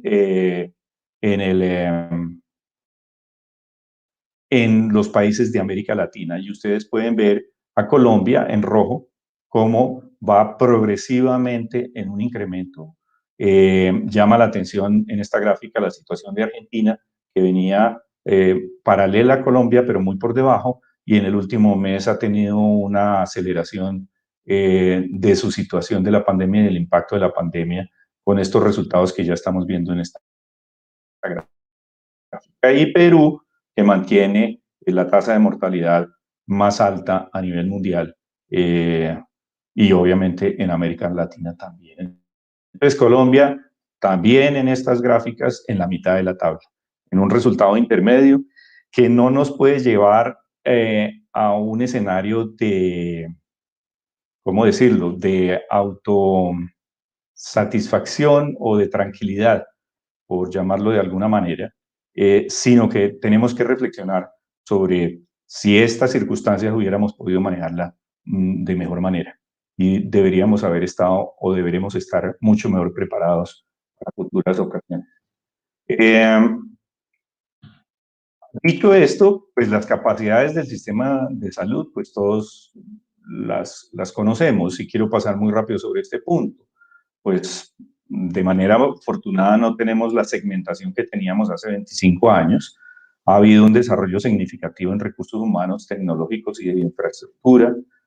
Ante la contingencia hay que reconocer una expansión acelerada en unidades de cuidado intensivo. Yo comparto la apreciación del conferencista anterior de la OCDE en el sentido de que en algún momento la discusión se centró sobre las unidades de cuidado intensivo y no sobre el manejo de la salud pública, sobre la atención primaria. Hemos tenido un incremento o por lo menos un proceso de reentrenamiento acelerado de profesionales de la salud, pero detrás de ello se evidenció una carencia del suficiente recurso humano y sobre todo de la distribución adecuada de ese recurso humano. En el tema de pruebas diagnósticas, pues hay que reconocer que después de no poder hacer más de 1000 pruebas diagnósticas al día, hoy estamos en otro escenario y el país tiene una respuesta pues adecuada, digamos, pero todo lo que ocurrió y la situación en la que nos encontramos en el momento en que la pandemia llegó nos tiene que llamar a una reflexión profunda de cómo es o cuál es el estado de nuestro sistema de salud. O por lo menos eso es lo que estamos viendo desde Así Vamos en Salud. En el tema de retos y desafíos, pues ya lo mencioné. Y particularmente en recursos humanos vemos unos temas muy estructurales de pertinencia en la formación, de distribución geográfica adecuada del recurso humano, de la distribución del mercado de talento humano, del mercado laboral y de las condiciones laborales de ese recurso humano. En el tema de salud pública, pues hay que insistir en ello. Es demasiado heterogénea la respuesta en salud pública, por decirlo menos. Hay aspectos de la descentralización y de la seguridad sanitaria nacional que debemos reflexionar sobre ellos a profundidad. Uno de ellos es las condiciones de descentralización y de rectoría, por ejemplo, y de las condiciones de la salud pública en los territorios y de las capacidades en los territorios para atender la atención primaria y para atender adecuadamente los retos de salud pública. Otro de los temas, por supuesto, es que va de la mano la infraestructura física y tecnológica y, por último, el tema de intersectorialidad, que tiene que ver con esto de atención primaria, que lo podemos llamar así, pues digamos intersectorialidad, atención primaria o protección social o sindemia, como seguramente algunos también podrán hacer la referencia, en el sentido de cómo está o cómo es de evidente y se hizo aún más evidente con la pandemia, esa interrelación entre los componentes biológicos de la salud y de la enfermedad con los componentes socioeconómicos que pueden contribuir a mejorar los estándares de salud de la población y lo estamos viendo en los resultados. O sea, esto es una gráfica de la CEPAL, prestada de la CEPAL, en donde pues nos evidencia esto que estamos viviendo en América Latina como la peor crisis económica del siglo o en un siglo, con un incremento significativo de la pobreza. Mencionábamos en Colombia con mucha satisfacción como el incremento de la clase media colombiana, pues rápidamente la epidemia y la pandemia nos puso en unas circunstancias en donde, como bien se dice aquí, es posible que haya una década perdida y haya un retorno a unas situaciones socioeconómicas semejantes a las que vivíamos hace 10 años. Entonces, un incremento de la pobreza, un decrecimiento económico muy significativo, una disminución en el volumen de exportación, en la capacidad exportadora de los países de América Latina, pues desde la perspectiva que estamos viendo en Así Vamos en Salud, quizás es lo que nos preocupa con mayor profundidad. Digamos, esta epidemia nos evidenció que nuestros sistemas de protección social en América Latina, esas estructuras de protección social estaban siendo muy débiles y hay que revisar eso a profundidad. Esta gráfica, muy rápidamente, seguramente ustedes ya la han visto, lo que puede ser el impacto en el crecimiento económico y en el caso de los países de la OCDE. Y a Colombia, pues en términos generales, el crecimiento económico no va a tener el impacto que puede existir en otros países de la OCDE como España, Francia, el Reino Unido, de acuerdo a esas proyecciones. Sin embargo, va a ser un impacto muy significativo y sobre todo un impacto muy significativo en términos de desempleo. A pesar de estar en los percentiles bajos de la tabla en cuanto al impacto de crecimiento económico, estamos en los percentiles más altos de la tabla en cuanto a la tasa de desempleo y el impacto en el desempleo, que reafirma lo que estábamos mencionando ahora o lo que les estaba mencionando ahora. Esto es también lo que estamos considerando desde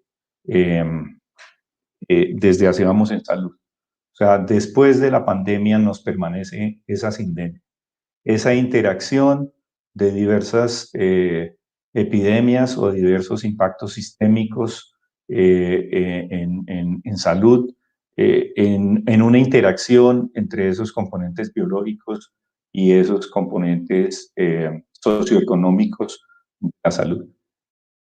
Y eso nos lleva a, pues, quizás uno de los elementos más importantes para nosotros durante la pandemia es hacer evidente esa relación entre salud y economía, que algunos la presentaban como una dicotomía y lo que tienen es una relación muy estructural. La salud es un derecho humano y un bien público fundamental que requiere pleno acceso a los sistemas de salud y que en el caso de América Latina hay países que no lo tienen todavía y otros que estamos en proceso de mejorar eso. La salud genera capital humano, desarrolla capital humano e incrementa la productividad de los países. Es un sector económico de gran impacto en las economías, pero se evidencian sistemas de salud fragmentados con grandes brechas de inequidad. Estamos muy lejos todavía de esa meta de al menos el 6% del gasto público en relación al Producto Interno Bruto destinado para la salud. Colombia anda en un horizonte entre 5 y un poquito más, y estas son de las reflexiones que deberíamos hacer. ¿Cómo vamos a financiar mejor para que se pueda cumplir con satisfacción ese pleno derecho humano a la salud? En la región todavía se mantiene un gasto de bolsillo del 34% del gasto total en salud. Como sabemos, en el caso colombiano, eso está en el orden del 16%.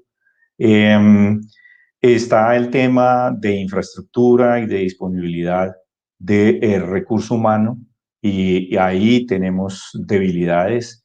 Eso también lo demuestra y lo evidencia el índice de Así Vamos en Salud en términos de la densidad de profesionales de la salud y de técnicos y tecnólogos en comparación con los países de la OCDE. Ahí hay un trabajo que hay que atender mejor y, como ya habíamos dicho, en la pertinencia de la educación. Y el impacto económico al final, o sea, todavía hay 95 millones de personas en América Latina que incurren en gastos catastróficos producto de no tener adecuadas coberturas en salud, y se estima 12 millones que se van a empobrecer por culpa de ello.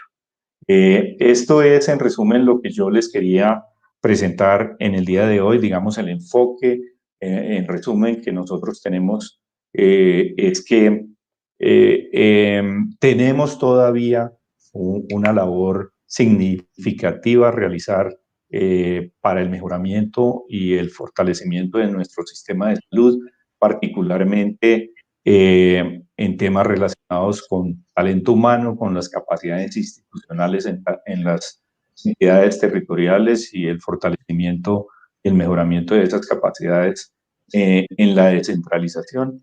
Pero hay un marco general que está siendo afectado, que tiene que ver con la protección social, que tiene que ver con una atención primaria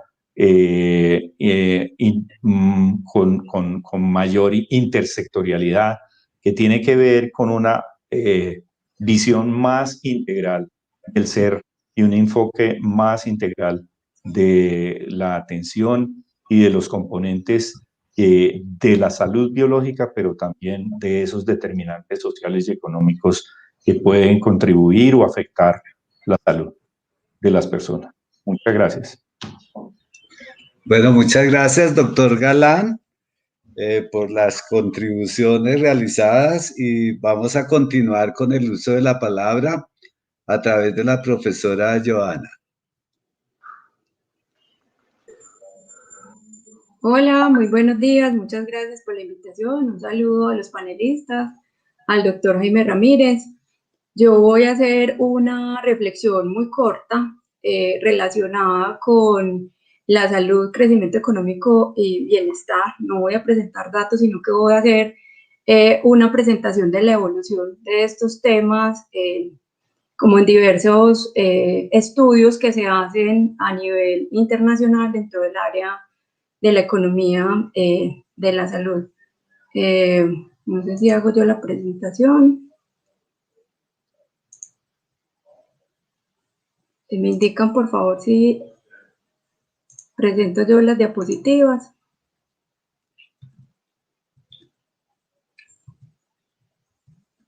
Bueno, aquí ya estoy. Entonces, para comenzar, tengo aquí unos problemitas técnicos. Bueno, no sé si me ayudan ustedes con la presentación. Dejo yo de presentar. Bueno, no importa. Entonces, para hablar de este tema, muchas gracias a todos por asistir a este panel. Bueno, entonces, hay una relación bidireccional en relación a si las mejoras en el estado de salud generan mejoras en los indicadores macroeconómicos y microeconómicos, o si las mejoras de los indicadores macroeconómicos son las que están generando mejoras en el estado de salud. Entonces, para empezar, podemos hablar de un tema al que hacía alusión el doctor Jaime Ramírez cuando hablaba de los trabajos de Selma Mushkin en relación a la evaluación económica en salud, que surge como un campo de estudio dentro de la economía de la salud. En esta área, los primeros trabajos empíricos fueron publicados finalizando la década de 1960, y en estos el objetivo principal fue el de orientar la toma de decisiones en un contexto específico, comparando diferentes alternativas de tratamiento o de programas en salud en términos de costos marginales y los efectos que sobre la salud individual tienen estos programas. Inicialmente se consideró que los fundamentos teóricos para este tipo de análisis provenían desde la economía por dos vías: desde la maximización de la utilidad y desde el análisis de la economía del bienestar. Ambos enfoques se sustentan en la teoría de la utilidad esperada llevada a la economía por von Neumann Morgenstern, y cuyos aportes iniciales fueron propuestos por Bernoulli en 1738 como una teoría para cuantificar los riesgos, pero hay una evolución o un cambio en torno a lo que proponía Bernoulli en aquella época. Bernoulli hace una exposición de la propuesta que hasta la fecha sostenía que, aunque no es posible que dos personas diferentes enfrenten el mismo nivel de riesgo, el riesgo anticipado por cada uno debe considerarse igual. La propuesta que hace Bernoulli es que en ese contexto las características de los individuos no tenían que ver con el riesgo. En su propuesta afirma que no todas las personas pueden usar la misma regla para evaluar el riesgo y que es necesario tener una unidad de medida que sea universalmente aceptada para encontrar el valor esperado, concluyendo que la determinación del valor no podía estar basada en los precios, que son comunes a todos nosotros, sino en la utilidad que se produce, lo cual depende de las circunstancias de la persona que toma la decisión.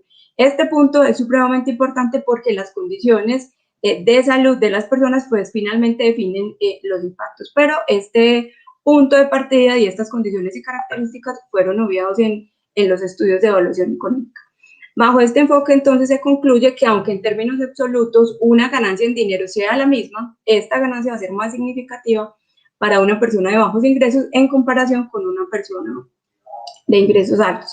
En este contexto, entonces, las respuestas a qué es la salud y cómo se mide, pues se guiaron por los criterios naturales para definirla en un espacio de 3 dimensiones, lo que conocemos como la función física, la emocional y la social, siguiendo la definición dada por la Organización Mundial de la Salud en relación al estado de la salud en 1947. La mayoría de los puntos en este espacio tridimensional se consideran factibles de medición, sin embargo, tradicionalmente se ha concentrado en términos de mortalidad y las variaciones, es decir, que los efectos en salud se concentran en medidas de mortalidad y morbilidad. En este contexto, entonces, la medición de los estados de salud ha evolucionado, podría decirse, a través de 3 fases distintas, en lo macro y en lo microeconómico. Podríamos hablar entonces inicialmente de un enfoque de ingreso nacional. Este enfoque se estructuró en torno a una pregunta, y es cuáles son los beneficios monetarios para la economía en su conjunto de un programa de salud.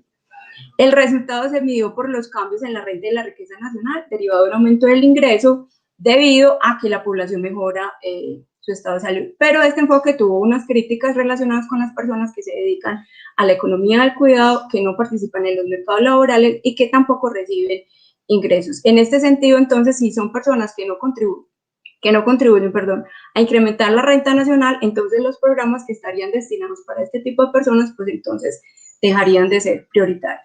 Con estas críticas se migra a un enfoque de los recursos productivos, y en este enfoque el problema del efecto del ingreso nacional de ciertos grupos poblacionales se resolvió con la respuesta a una pregunta, y es cómo medir el valor en tiempo. Entonces, en este caso se eligieron como unidad de medida el costo de oportunidad, y es lo que podría ganar una persona si estuviera un empleo remunerado, pero en este momento está dedicada a la economía del cuidado. Y también se asoció el costo de reposición, y es que cuánto costaría en el mercado un servicio como el que esta persona ofrece, pero en este momento no está remunerado. En la mayoría de los estudios bajo este enfoque se toma el costo de reemplazo, y luego migramos a un enfoque de beneficio del consumo, que finalmente toma a las ciencias sociales y las reta en torno a la capacidad que tienen de impulsar unos valores cuantitativos aceptables a unos valores intangibles y colocarlos en un lugar común o comparable a una escala de valores económicos. Es un enfoque que permitió explicar algunos beneficios no monetarios de los programas de salud y utilizar el beneficio de consumo definido como los costes intangibles o psíquicos de las enfermedades. En este enfoque, entonces, se pudo observar cómo la cantidad de dinero que la gente pagaría para evitar un estado de salud en los que no haya consecuencias monetarias por contraer una enfermedad. Luego de estos enfoques más en lo micro y asociados a la utilidad, se migra a otras preguntas para dar otras respuestas. Y las preguntas que orientaron estos nuevos análisis están relacionadas con que si es ser más rico y tener más ingresos, pues resulta tener mejor estado de salud, o si los efectos sobre la salud del crecimiento económico son triviales o irregulares o incluso perjudiciales, porque aquí tenemos estas 2 vertientes. Unos estudios que apuntan a que efectivamente el crecimiento económico mejora los resultados de salud, y otros estudios que evidencian que definitivamente los efectos son perjudiciales. Hay un constante debate en si el crecimiento económico promueve la salud y el bienestar en los países, específicamente en países de desarrollo. Algunos analistas insisten en que el crecimiento mejora los resultados en salud, como ya les había dicho, y otros insisten en que no genera pues grandes resultados. Los optimistas y defensores del crecimiento sostienen que mejora los resultados en salud. Los pesimistas y escépticos dicen pues que no son robustos estos resultados, que son irregulares, inexistentes e incluso perjudiciales. La literatura empírica entonces está polarizada. Por cada estudio que encontramos una relación positiva, vamos a tener otro que encuentra una relación negativa. Y también hay unas diferencias metodológicas en cuanto a las mediciones de lo que es crecimiento económico y los resultados en salud. En términos de el crecimiento económico, generalmente se usa el PIB, el Producto Interno Bruto, en términos de niveles en lugar de cambios porcentuales. Y los investigadores comparan de manera efectiva el bienestar de las naciones de ingresos bajos y ricos para mirar si los resultados en términos de ingresos afectan el estado de salud.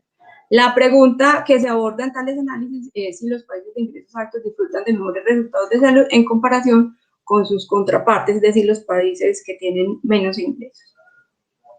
Como posturas a favor, se concluye que el crecimiento económico mejora muy sólidamente el bienestar agregado. Los beneficios se extienden a una variedad de resultados en salud. Usualmente se utilizan medidas de crecimiento del PIB, las variaciones PIB per cápita, y los impactos de diversos estudios evidencian crecimiento en la probabilidad de supervivencia, disminuciones en las tasas de mortalidad, aumento en la esperanza de vida y aumento en el consumo de calorías, que son unos indicadores de estados de salud asociados en estos estudios. Además, los efectos saludables del crecimiento resultan duraderos. En muchos otros estudios se establece un vínculo claro entre el crecimiento económico y las mejoras en salud de la población. En el trabajo de Preston, por ejemplo, en el 75, se identifica una relación transversal entre el ingreso per cápita y la longevidad. Los aumentos en el ingreso nacional produjeron ganancias dramáticas en la esperanza de vida entre las naciones, pero se llega a la conclusión de lograr como un estado estacionario en el términos de incremento de la esperanza de vida, es decir, que se logra incrementar hasta cierto nivel, pero a partir de ahí la esperanza de vida no crece más. Se ha encontrado también beneficios en el rápido crecimiento económico que se traducen en beneficios para la salud, lo que aumenta la esperanza de vida, más o menos explicado por el 40% este indicador en crecimiento.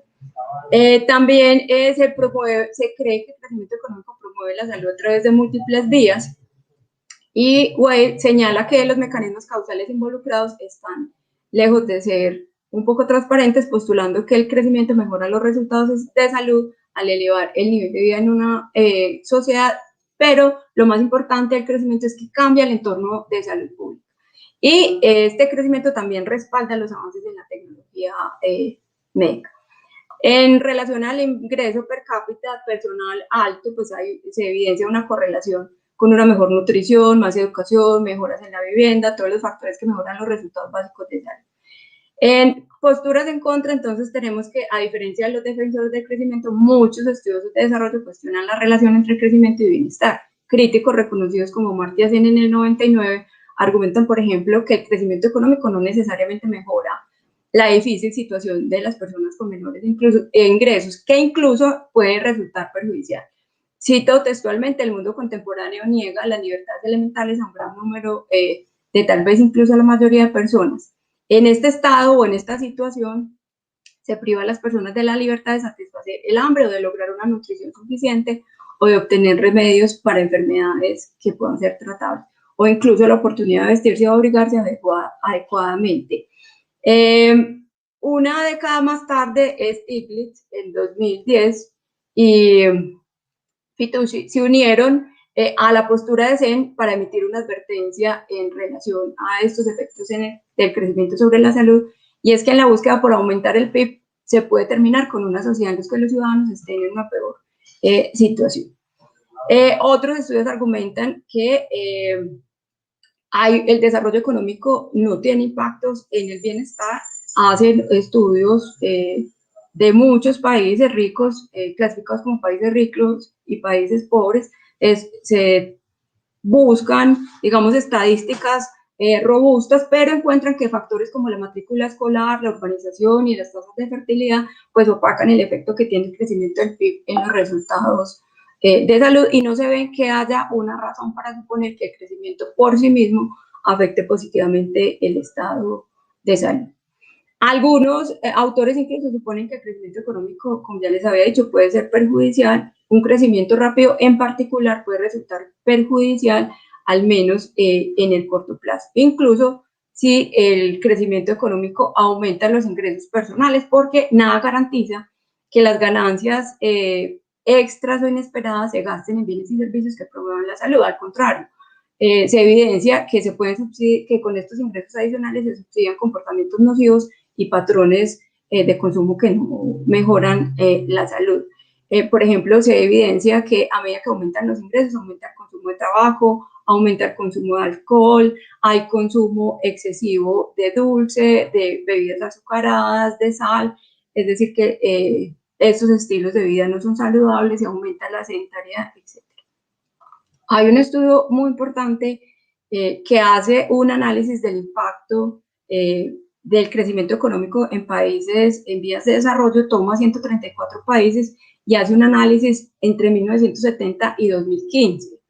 Este estudio pues contrasta otros que tienen posturas a favor y posturas en contra, utiliza más o menos la misma muestra de países y toma como resultados en salud la mortalidad infantil, la esperanza de vida, el consumo de calorías, y el resultado que se obtiene de este estudio es que hay un efecto del crecimiento económico en la reducción de las tasas de mortalidad infantil, pero no hay un efecto significativo en relación al incremento en la esperanza de vida. Otros enfoques muy importantes en los últimos años están evidenciando los mecanismos de transmisión que tienen estos indicadores macroeconómicos o la mejora de los indicadores macroeconómicos en la salud de la población. Y se migra a un concepto de salud autoinformada o un concepto de bienestar declarada por el individuo que está tomando las decisiones. Actualmente, entonces, se tiene una preocupación creciente por la persistencia del desempleo en las economías avanzadas. En estos estudios se hace énfasis en estos temas, particularmente en Europa. Estos estudios, estos enfoques se ven alimentados por la percepción de que los costos sociales del desempleo son mucho mayores que los costos económicos, medidos pues por ingresos más bajos. En ese sentido, la Organización Mundial de la Salud ha advertido en muchas ocasiones a los responsables de la formulación de políticas de las consecuencias adversas que tiene para la salud las crisis económicas y financieras. Sin embargo, y a pesar de la existencia de esta abundante evidencia que documenta los efectos de las condiciones macroeconómicas en la salud, sabemos muy poco, relativamente poco, sobre los mecanismos de transmisión subyacentes pues, a estos efectos. A nivel teórico, las fluctuaciones macroeconómicas pueden afectar los resultados en salud de varias formas. La salud puede verse afectada negativamente por externalidades de la producción, como el aumento de la contaminación del aire, los accidentes automovilísticos o por la menor calidad y disponibilidad de atención médica. Las condiciones macroeconómicas también pueden afectar los resultados en salud al generar factores estresantes, presiones en el tiempo, incertidumbre, inseguridad laboral, etc. También pueden afectar indirectamente los resultados de salud a través de comportamientos no saludables, estilos de vida no saludables, y modificar el ingreso disponible también afecta los costos de oportunidad del tiempo del ocio. Últimamente, entonces, vemos muchos estudios relacionados con el bienestar subjetivo, la salud y la edad, y aquí volvemos a retomar el punto de partida y las características individuales de las que nos habló Bernoulli en 1700, en relación a que el bienestar subjetivo y la salud están íntimamente ligados a la edad, es decir, a las características propias de las personas que están tomando las decisiones. Se distinguen entonces tres aspectos del bienestar subjetivo, entonces en estos documentos teóricos bien interesantes que cambian, digamos, el enfoque de utilidad esperada hacia utilidad experimentada. Se mide el bienestar evaluativo como satisfacción de la vida, bienestar hedónico, experimentado, que es el sentimiento de felicidad, tristeza, ira, estrés, dolor, y el bienestar eudemónico, que es el sentido, propósito del significado de la vida. Entonces hay tres niveles en los cuales se mide ese bienestar autodeclarado, y este bienestar sentido, que depende de las características de las personas, juega un papel protector en el mantenimiento de la salud, según se evidencia en varios estudios. Y es asociado sobre todo el bienestar eudemónico, que es el significado que tenemos de la vida o el que cada uno de nosotros le da como significado a la vida. Hay una asociación fuerte en relación a la supervivencia y a la edad, el sexo y factores demográficos. Los adultos mayores, entonces, en estos estudios informan regularmente niveles crecientes de bienestar subjetivo a lo largo del tiempo, a pesar pues de que todos sabemos que hay un deterioro de la salud con la edad y una disminución en la contribución de la salud en la medida en que pasa el tiempo y la población se vuelve más adulta. Estos hallazgos advierten entonces en contra del uso de las estimaciones medias a lo largo del ciclo de vida. Se proponen mediciones que puedan considerar los aportes y ese bienestar sentido y subjetivo por el ciclo vital, porque las definiciones y los hallazgos permiten aproximarse a medidas diferentes y a resultados diferentes, y aquí logra tener fuerza otra vez todas estas nuevos enfoques de la economía, como la evolutiva, la conductual, la prospectiva. Estos hallazgos entonces advierten en contra del uso de estas estimaciones y más bien proponen diversas formas de ese bienestar subjetivo para medirse y que sean intercambiables y que utilicen todo el análisis de la política pública y las evaluaciones económicas de la atención en salud, programas y tratamientos para lograr incorporar en todas estas medidas las características individuales que finalmente marcan el efecto marginal de las intervenciones.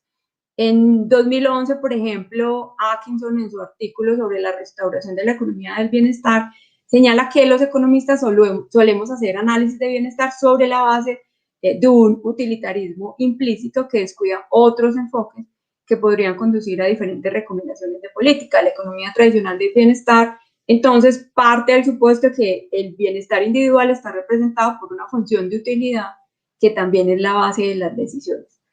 Las magnitudes entonces necesarias para la economía del bienestar aplicada, como en el caso del análisis costo-beneficio, los índices de precio, análisis de excedentes del consumidor, pueden inferir del comportamiento bajo el supuesto de que las personas están bien informadas y hacen lo que es bueno para ellas. Es decir, tenemos unos supuestos muy restrictivos que miran la utilidad esperada, y por eso utilizamos todo el tema de las probabilidades. La economía conductual entonces toma toda esta postura propuesta por Kahneman, Tversky y Simon en el 79 en relación a la utilidad experimentada, pero aquí pues ya tenemos que corregir otro tipo de problemas que están asociados básicamente con los sesgos conductuales. De modo que perdemos, digamos, si no utilizamos estos nuevos enfoques y estas nuevas posturas en economía, como lo sugiere Atkinson, pues perdemos uno de los soportes importantes para avanzar en el análisis de la utilidad, el impacto sobre el bienestar, de las mejoras en el estado de salud. En particular, entonces, actualmente y en este contexto contemporáneo, se hace uso del bienestar autoinformado como la base para hacer el análisis en el marco de la economía del bienestar. Y muy relacionado en este bienestar autoinformado, indicadores de salud, indicadores asociados con bienes públicos y otro tipo de mejoras, pero en la literatura y en los estudios a veces hay unas críticas asociadas a este nuevo enfoque relacionado con que a veces las personas no tenemos claro qué es lo que estamos pensando cuando hablamos de bienestar, o que muchas veces cuando se hacen las preguntas ellos no responden adecuadamente o no comprenden las preguntas. Entonces lo que tenemos es un enfoque basado en ingresos desde un punto de vista institucional, desde lo macroeconómico hacia los estados de salud, pero digamos en los estudios recientes estamos mirando y haciendo el análisis desde el punto de vista del individuo que toma las decisiones, que considera él como bienestar y cuáles son las consideraciones que como individuos estamos evaluando como mejoras en nuestro estado de salud. Entonces, era una pequeña reflexión la que les quería presentar en torno a la migración de estos estudios y enfoques que buscan relacionar el tema que nos convoca a este panel, y es la relación entre el crecimiento económico, bienestar y salud. Muchas gracias a todos por la atención.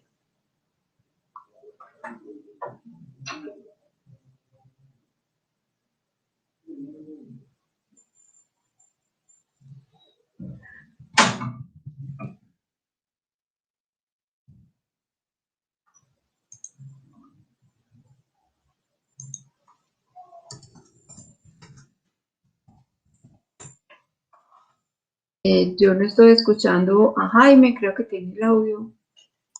Ah, sí, ya es que me ha estado fallando mi conexión. Muchas gracias, Johanna, por la participación, fundamentalmente centrada sobre esta relación difícil de determinar entre salud, crecimiento económico y salud, desde las perspectivas más basadas en los enfoques de bienestar que en los enfoques iniciales de la utilidad esperada. Más adelante tendremos la oportunidad de mirar en el contexto un poco más de América Latina y actual en el COVID, cómo podría, ¿no es cierto?, estudiarse esta relación fundamentalmente de los mecanismos de transmisión de los cambios del crecimiento frente a la salud y viceversa, fundamentalmente. Muchas gracias.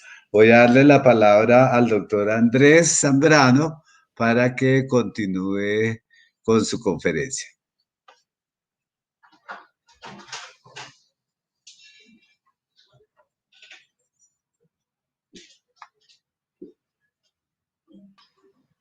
Hola, hola a todos. Muchísimas gracias por la invitación. Muy contento de estar presentando en esta conferencia. Entonces, pues muchas gracias a los organizadores. Pues yo lo que les vengo a presentar hoy es un estudio de caso, el caso de Bogotá. Y lo que quiero es precisamente hacer esa relación entre salud y, más que crecimiento, en este caso va a ser recuperación. Entonces, vamos a estudiar el caso de Bogotá y vamos a ver las respuestas que ha tenido el gobierno distrital para tratar de recuperar la economía tan rápido como se pueda. Entonces, este va a ser el análisis que les voy a presentar. Entonces, ¿qué sabemos? Sabemos que pues, el COVID ha generado una crisis sin precedentes, tanto en términos de salud como en términos económicos, como nos lo contaba el doctor Galán, como nos contaba el primer conferencista. Y estoy de acuerdo con ellos en que no es que haya una dicotomía, los dos se necesitan. Lo que hemos hecho acá es que en Colombia y en la mayoría de países del mundo es que se han hecho cuarentenas, y sobre todo en los países en desarrollo como el nuestro, la idea de estas cuarentenas es suavizar los efectos de salud mientras preparábamos el sistema, que sabíamos que tenía un montón de vulnerabilidades, como nos lo estaban contando también estos dos conferencistas. Entonces, ¿qué es lo que pasaba? Si no hubiéramos hecho la cuarentena, probablemente la economía no hubiera sufrido tanto al principio, pero sí probablemente al final. ¿Por qué? Porque la cantidad de muertos, ya lo vimos en Europa, estaban las UCIs totalmente ocupadas y eso contrajo aún más la economía.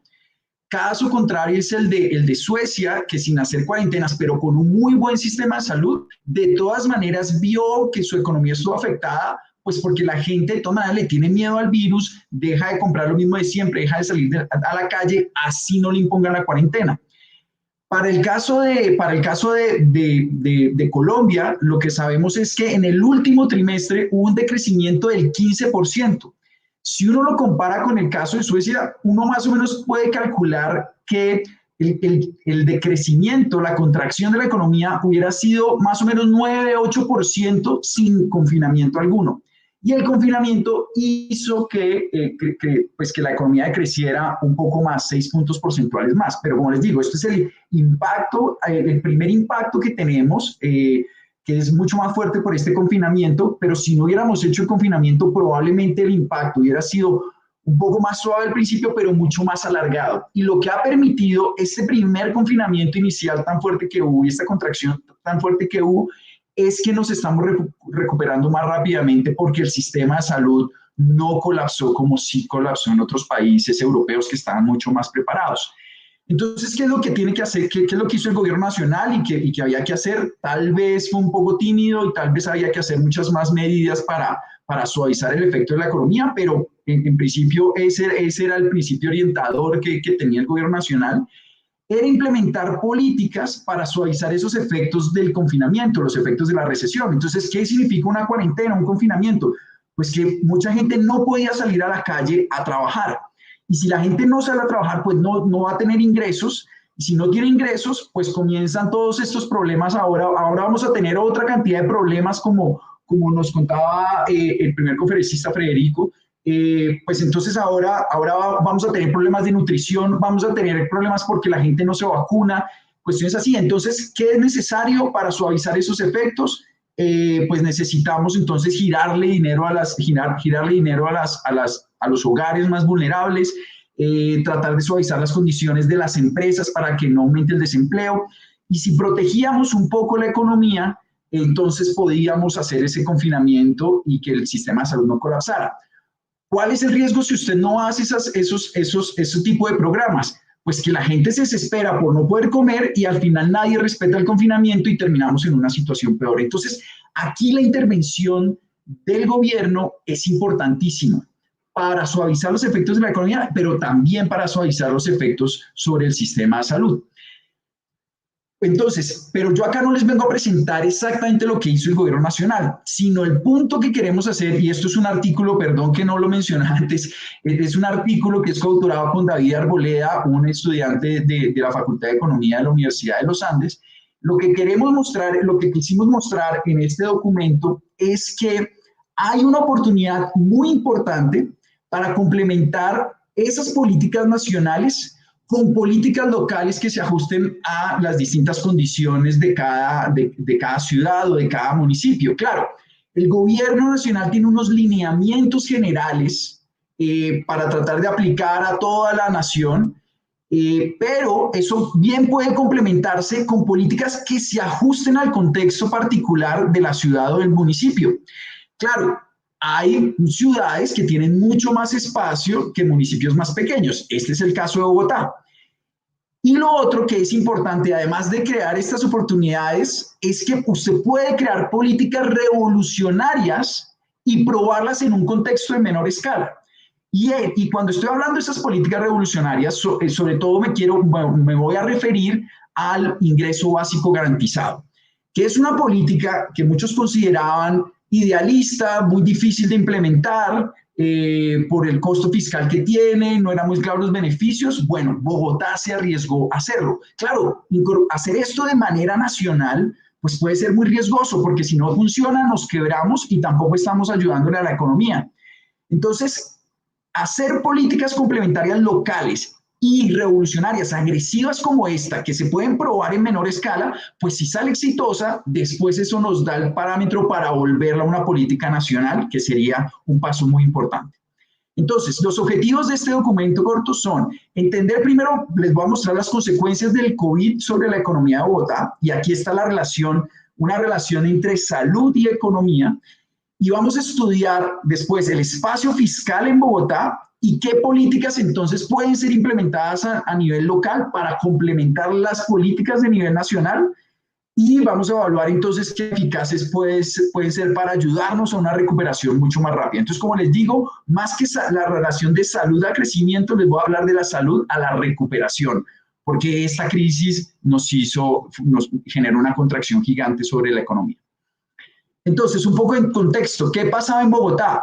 Pues veníamos, como el resto del país, teniendo unas tasas de crecimiento bastante buenas, pero de repente esto dañó todo el crecimiento de antes y ahora esperamos una contracción de más de 6% en Bogotá y un poco más grande en Colombia. Como lo estaba mencionando el doctor Galán, muchos hogares siguen siendo vulnerables. Entonces, si uno miraba las cifras macroeconómicas, lo que uno tenía era crecimiento, casi todo el mundo miraba crecimiento.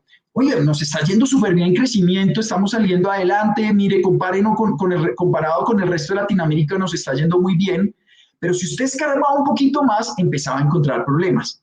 Y el crecimiento, la producción se mide casi que con un trimestre tarde. Son cifras bastante rápidas que salgan, pero hay cifras más demoradas, como la de pobreza del 2019 que acaba de salir. Aunque el DANE está pues volando, está sacando cifras rapidísimo, pero aún así eso tiene un rezago importante. Y hace un par de semanas nos mostraba la cifra de pobreza, y oh sorpresa, en el 2019, que fuimos el país para resaltar de Latinoamérica en términos de crecimiento, al mismo tiempo hubo un crecimiento de pobreza. ¿Y cómo así que hay crecimiento, pero al mismo tiempo pobreza? Pues eso es lo que está demostrando nuestra vulnerabilidad. Nos contaban el cuento de que la clase media había crecido importantemente, pero no nos contaban era que la pobreza, si bien había bajado, se había pasado la gente que era pobre pasó a ser vulnerable, pero no a alimentar la clase media. ¿Y qué significa vulnerable? que cualquier choque lo iba a devolver a pobreza, cualquier choque pequeño. Y resulta que tenemos un choque enorme. Bueno, pues resulta que pues todos esos vulnerables van a volver a la pobreza. Los de la pobreza probablemente van a bajar a pobreza extrema y muchos de la clase media pues se van a volver pobres y vulnerables. Y esto acompañado con un mercado laboral pues que está totalmente deteriorado. Entonces, si uno mira los datos de Bogotá y compara 2008 con 2017, pues sí, lo que vimos fue que la pobreza cayó, que la clase media subió, pero hombre, la vulnerabilidad no cayó tanto. Y entonces, entonces lo que les contaba, cualquier choque y sobre todo un choque de este tamaño, que aquí estoy mostrando la tasa de crecimiento anual del PIB de Bogotá, que venía bastante bien, luego se desacelera un poco, nos estamos recuperando y luego estamos teniendo esta contracción del 6%, pues eso va a cambiar totalmente el panorama de nuevo, con otra cantidad de consecuencias como la violencia que estamos empezando a vivir, porque la gente empieza a tener hambre y el crimen comienza a hacer una salida para alimentar un montón de bocas. Este es el mercado laboral de trabajo, entonces también tuvimos un impacto muy grande, la línea morada es el desempleo y ya estamos empezando a ver una recuperación lenta que esperamos que se empiece a acelerar en los siguientes meses. Pero es un choque grande, es un choque que nos está afectando y necesitamos medidas gubernamentales para una recuperación más rápida. Además de que el choque de la pandemia genera un miedo generalizado, la gente no puede salir a las calles y por lo tanto se disminuye el consumo y se disminuye la actividad productiva.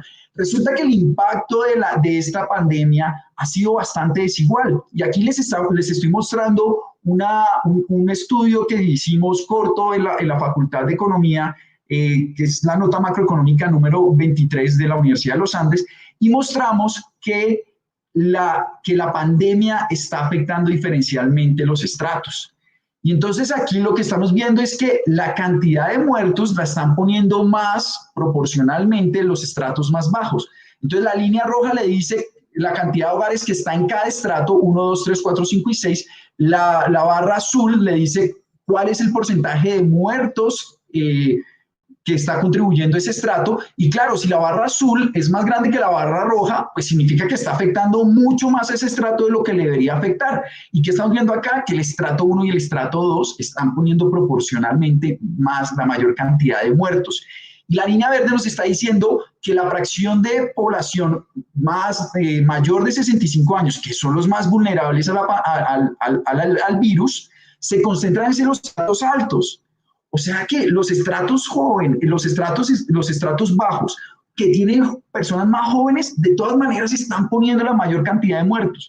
¿Cuál es la explicación que ofrecemos en esa nota macroeconómica? Pues hay dos. Una, la que todo el mundo dice, obvio, la gente de menores estratos tiene que trabajar, no tiene ahorros, entonces se expone más en las calles porque necesita trabajar. Eso es verdad. Pero hay otro factor que está contribuyendo mucho y son las expectativas de las personas. Cuando usted le hace preguntas a los estratos bajos de si cree que el virus es real, de si cree que el virus es peligroso, pues en menor cantidad le dicen que sí, que es peligroso comparado con los estratos más altos. Y además hay un problema de normas sociales, porque también los de estratos más bajos responden que no creen que sus vecinos se estén cuidando tampoco. Entonces, si mis vecinos no se cuidan, ¿yo por qué tengo que cuidarme? Entonces, esa norma social, esas expectativas de que no es tan fuerte el virus, también están contribuyendo a que haya más mortalidad de COVID por los estratos más bajos. Entonces, ahora miremos el espacio fiscal que tiene Bogotá. Entonces, como les digo, hay un problema en la economía, hay un problema de salud que generó una contracción importante en la economía y tenemos que recuperarnos. ¿Cómo nos recuperamos? Pues primero miremos la plata, ¿cierto? Porque tampoco es que podamos poner un montón de dinero y después nos quebramos y entonces el remedio termina peor que la enfermedad. Entonces, si uno mira que esto es algo de admirar de Bogotá, si usted mira los ingresos de la administración central, pues fue más o menos el 7% del PIB local, dividido principalmente en impuestos que recoge y transferencias de la nación. Claro, si usted nos compara con otros países de la OECD, pues sí, todavía estamos quedados, pero si usted nos compara con países similares en Latinoamérica, no están malos estos ingresos de la administración central, pero sabemos que a raíz de las pandemias, esos ingresos del distrito van a caer por lo menos 38%. Entonces, ¿cómo hacer reactivación si sus ingresos se van a caer en más de un tercio? Pues no es fácil. ¿Qué es lo que está proponiendo el gobierno distrital? Pues solicitó un cupo de deuda grande, de más de 10 billones. ¿Para qué? Para financiar esa recuperación. ¿Y cómo va a financiar esa recuperación? Pues haciendo obras públicas. Eso es lo que está proponiendo esta administración.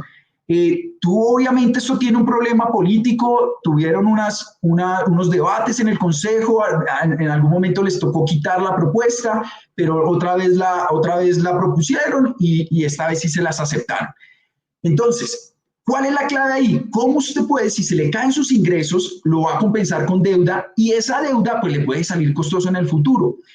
¿Cuál es la clave? ¿Cuándo usted sí puede compensarlo con deuda y cuándo no?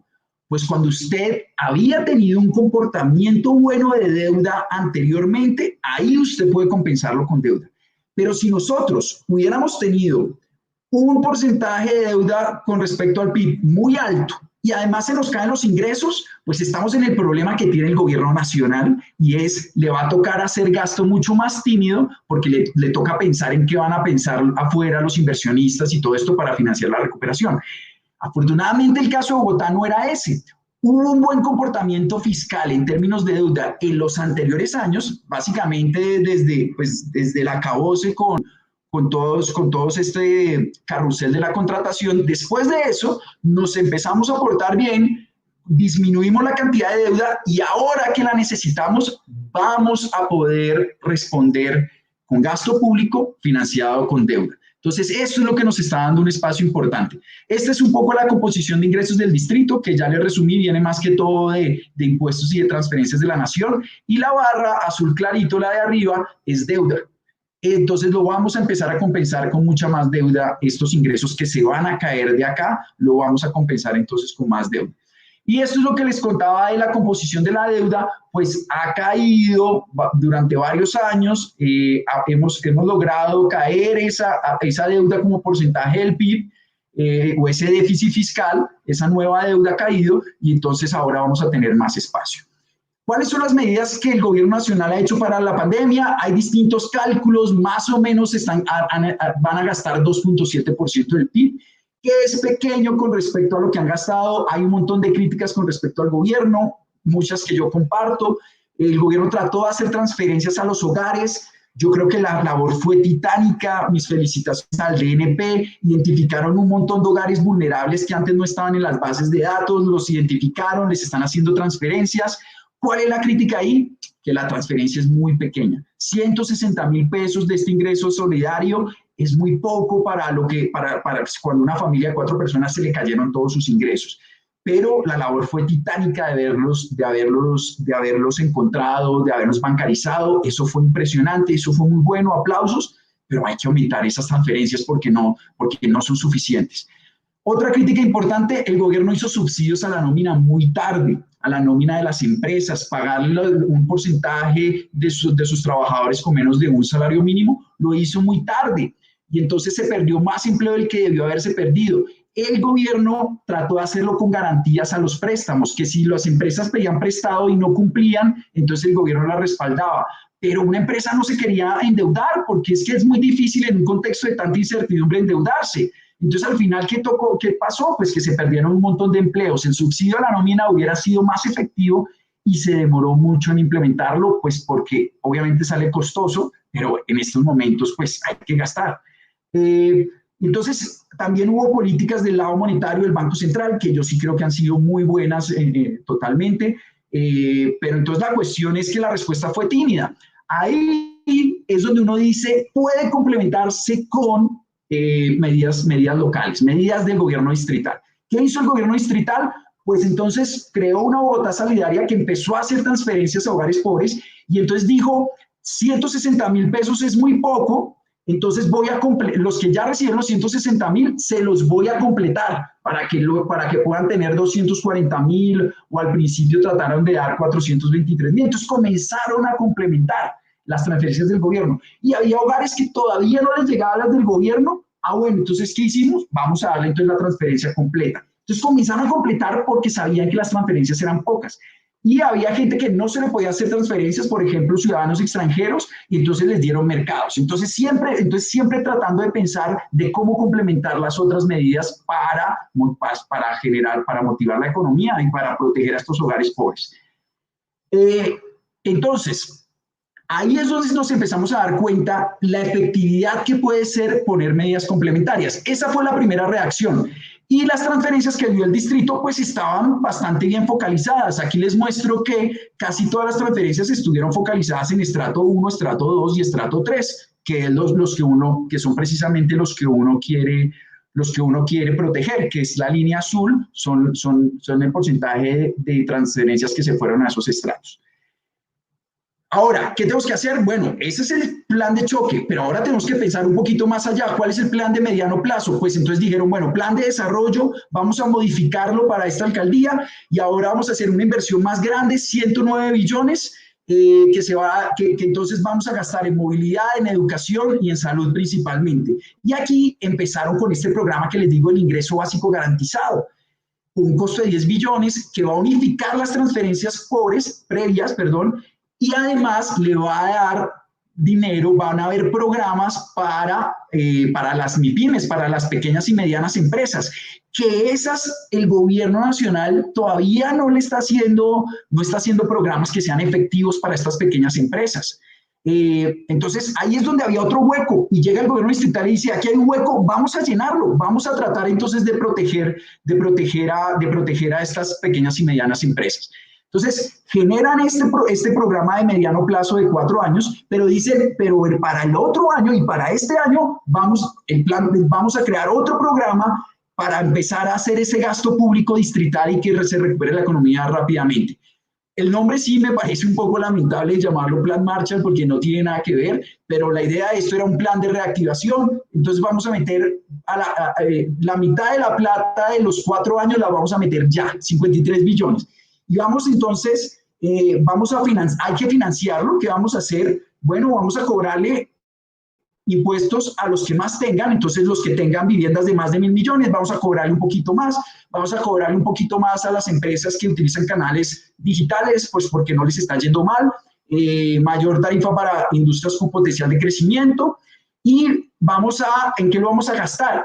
Vamos a incentivar la formalización, entonces vamos a hacer políticas que nos ayuden para después tener más recaudo tributario. ¿Listo? Entonces vamos a hacer un gasto hoy, pero entonces al formalizar, a dar incentivos a la formalización, pero más adelante de pronto logramos recoger parte de ese gasto que estamos haciendo ahora. Pero claro, ¿cómo lo financiamos entonces? Si estamos dando un montón de subsidios hoy y lo vamos a recoger en unos años, para eso está la deuda. Y entonces pidieron un cupo grande de endeudamiento, que pasó de 7.4 billones a 10.8 billones, entonces 30% de crecimiento, y vamos entonces a hacer obras. Y vamos entonces a contratar gente, obras de movilidad que las necesitamos, y para eso contratamos gente y damos empleo. Ese es el plan de choque ese es el tipo de plan de choque que uno necesita.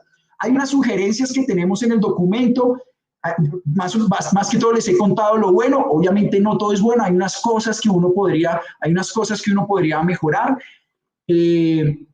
Por ejemplo, el gasto debería ser reactivación en muchas obras pequeñas para que usted las pueda hacer rápido, pero si usted dice, lo vamos a meter esta plata de reactivación en el metro, miércoles, el metro está a 8 años, necesitamos obras ya, que pueda contratar gente ya y que genere empleo ya.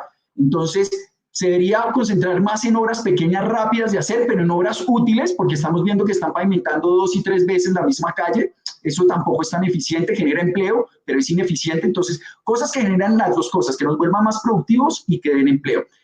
Pero sobre todo quería hacer énfasis en la comunicación efectiva para fijar expectativas. Las expectativas son importantísimas. Lo que piense la gente de cuándo nos vamos a recuperar es clarísimo. El cuidado que tiene la gente porque le tenga miedo al COVID es importantísimo para salir adelante rápidamente. Y creo que ahí ha fallado el distrito. No hay esa comunicación efectiva a veces se dicen cosas que van para distintos lados. Por ejemplo, se decía que no iba a haber más cuarentena y a las 2 semanas se hizo cuarentena focalizada. Entonces, tenemos que fijar las expectativas y en esa comunicación tenemos que pensar en eso.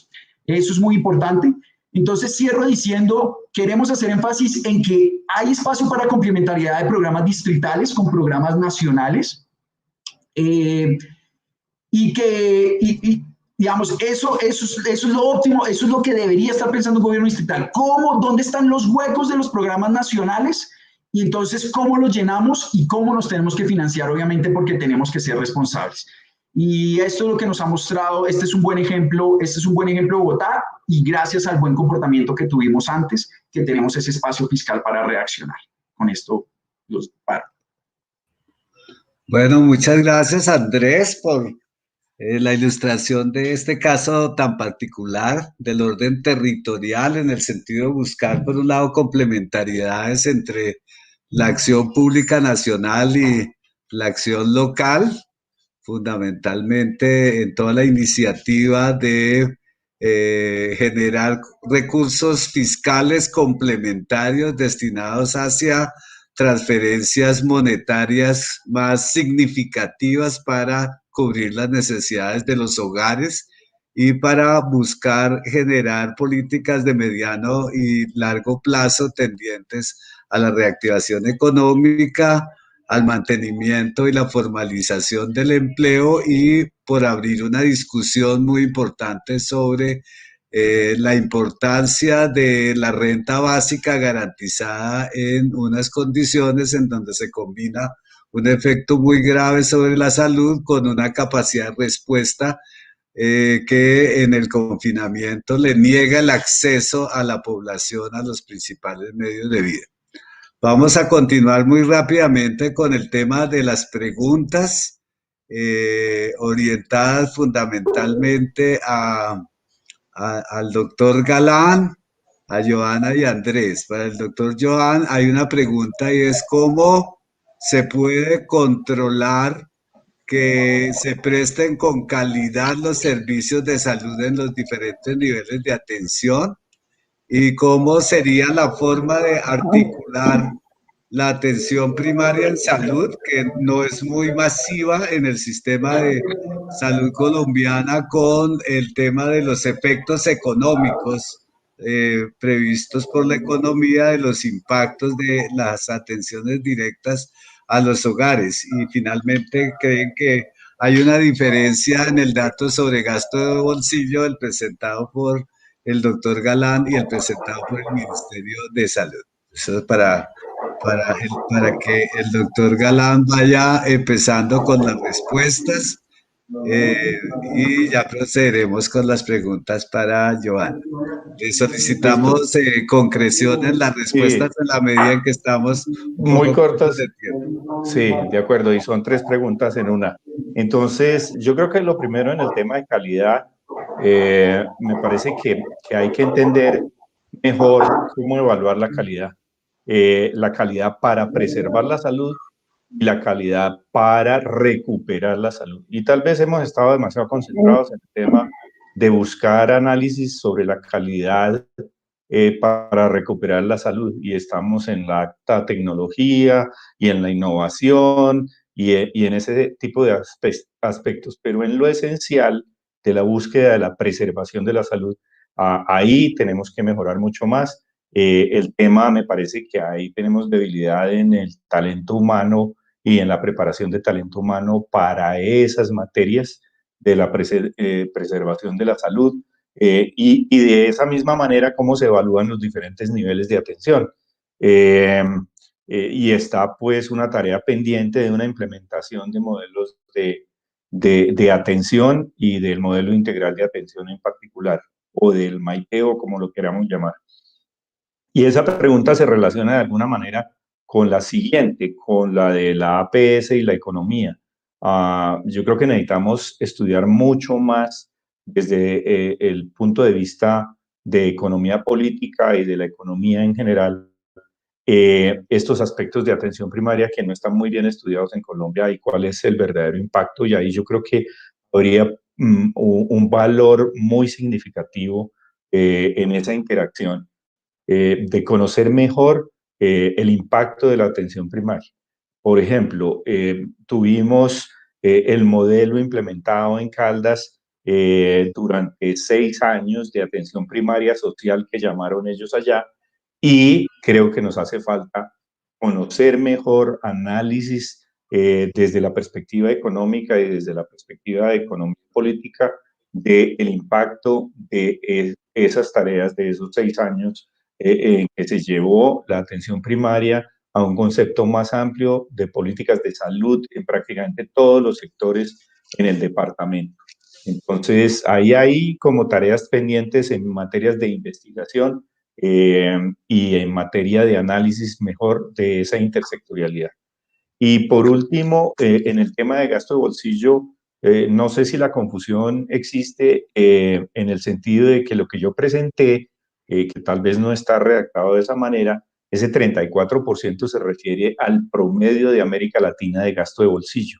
En el caso de Colombia, lo sabemos, lo mencioné durante la presentación, es del 16% del gasto de bolsillo. El gasto privado total en Colombia en salud es el 25% del gasto total en salud, y de ese 25%, 26%, 16 puntos porcentuales corresponden a gasto de bolsillo. Pero en América Latina el promedio de gasto de bolsillo es mucho más alto y es del 34%, con casos como México y otros que tienen por edad 50, 50 y tanto por ciento de gasto de bolsillo.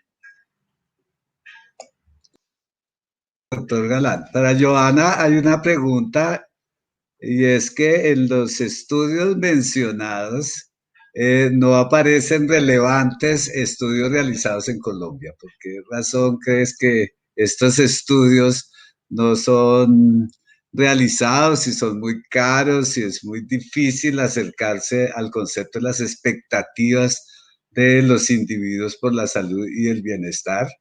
Y otra pregunta de carácter un poco más metodológico, y es en esta idea del bienestar subjetivo, si los estudios mencionados se propusieron medirlo directamente o se utilizaron mediciones para otras consideraciones y después realizar las relaciones con el crecimiento económico, si son estudios experimentales de cohortes, si están basados fundamentalmente en encuestas, y cuál sería la razón por la cual los estudios muestran que la relación es muy volátil, que no es consistente en términos de la dirección entre mejor salud y mejor condiciones económicas o mejor crecimiento económico. Eso es para ayudar.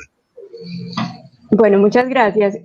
Para Colombia hay algunos estudios, de hecho se acaba de publicar uno ahorita hace un mes relacionado con el bienestar percibido y la salud mental en condición de pandemia. Es un estudio para Colombia bastante interesante para que lo busque. Nosotros no hemos tenido, digamos, mucha tradición en estudios relacionados en medición o desde el enfoque de la economía del bienestar. Más bien, como todos los estudios en Colombia, se han orientado más hacia la evaluación económica en salud. Y allí teníamos, digamos, unas dificultades porque hay unas mediciones de resultados en estados de salud comúnmente aceptadas a nivel internacional como los QALYs, los años de vida ajustados por discapacidad y por calidad, QALYs y ALYs. Nosotros en Colombia no tenemos estimación de QALYs, por ejemplo, y lo que hacemos es tomar resultados en índices de salud y años de vida ajustados por calidad de otros países. Tomamos de Uruguay, lo más común es tomar un reporte de personas latinas que se encuestaron en los Estados Unidos. Entonces, finalmente, por eso hacía tanto énfasis en el punto de partida, en las características individuales, porque finalmente, si hacemos evaluación económica considerando resultados de salud para una población de otros territorios, pues lo que estamos haciendo es tener resultados costo efectivos para poblaciones de otros contextos y no para los colombianos. Y esto se agrava específicamente ahorita en COVID, porque los estudios en términos de QALY están migrando, por ejemplo, en cuántos son los años de vida perdidos y la calidad de vida perdida por efecto de la pandemia, y nosotros pues no hemos explorado todavía muchas de estas características. Son, digamos, pocos estudios los que tratan de hacer estos vínculos y estimar esa relación bidireccional, unidireccional en Colombia, y también mirando pues esos efectos de transmisión de las medidas y de los indicadores económicos en los estados de salud. Entonces, digamos, en Colombia son pocos los estudios, por eso, digamos, también hago esta reflexión mostrando lo que se hace a nivel internacional como para incentivar un poquito que migremos hacia otras rutas y nos desconcentremos de lo que tiene que ver con evaluación económica, y ahora hay unas posturas económicas bastante interesantes que permiten profundizar en otros temas, y sobre todo para países en vías de desarrollo como el nuestro, porque no me gusta hablar de países ricos y de países pobres.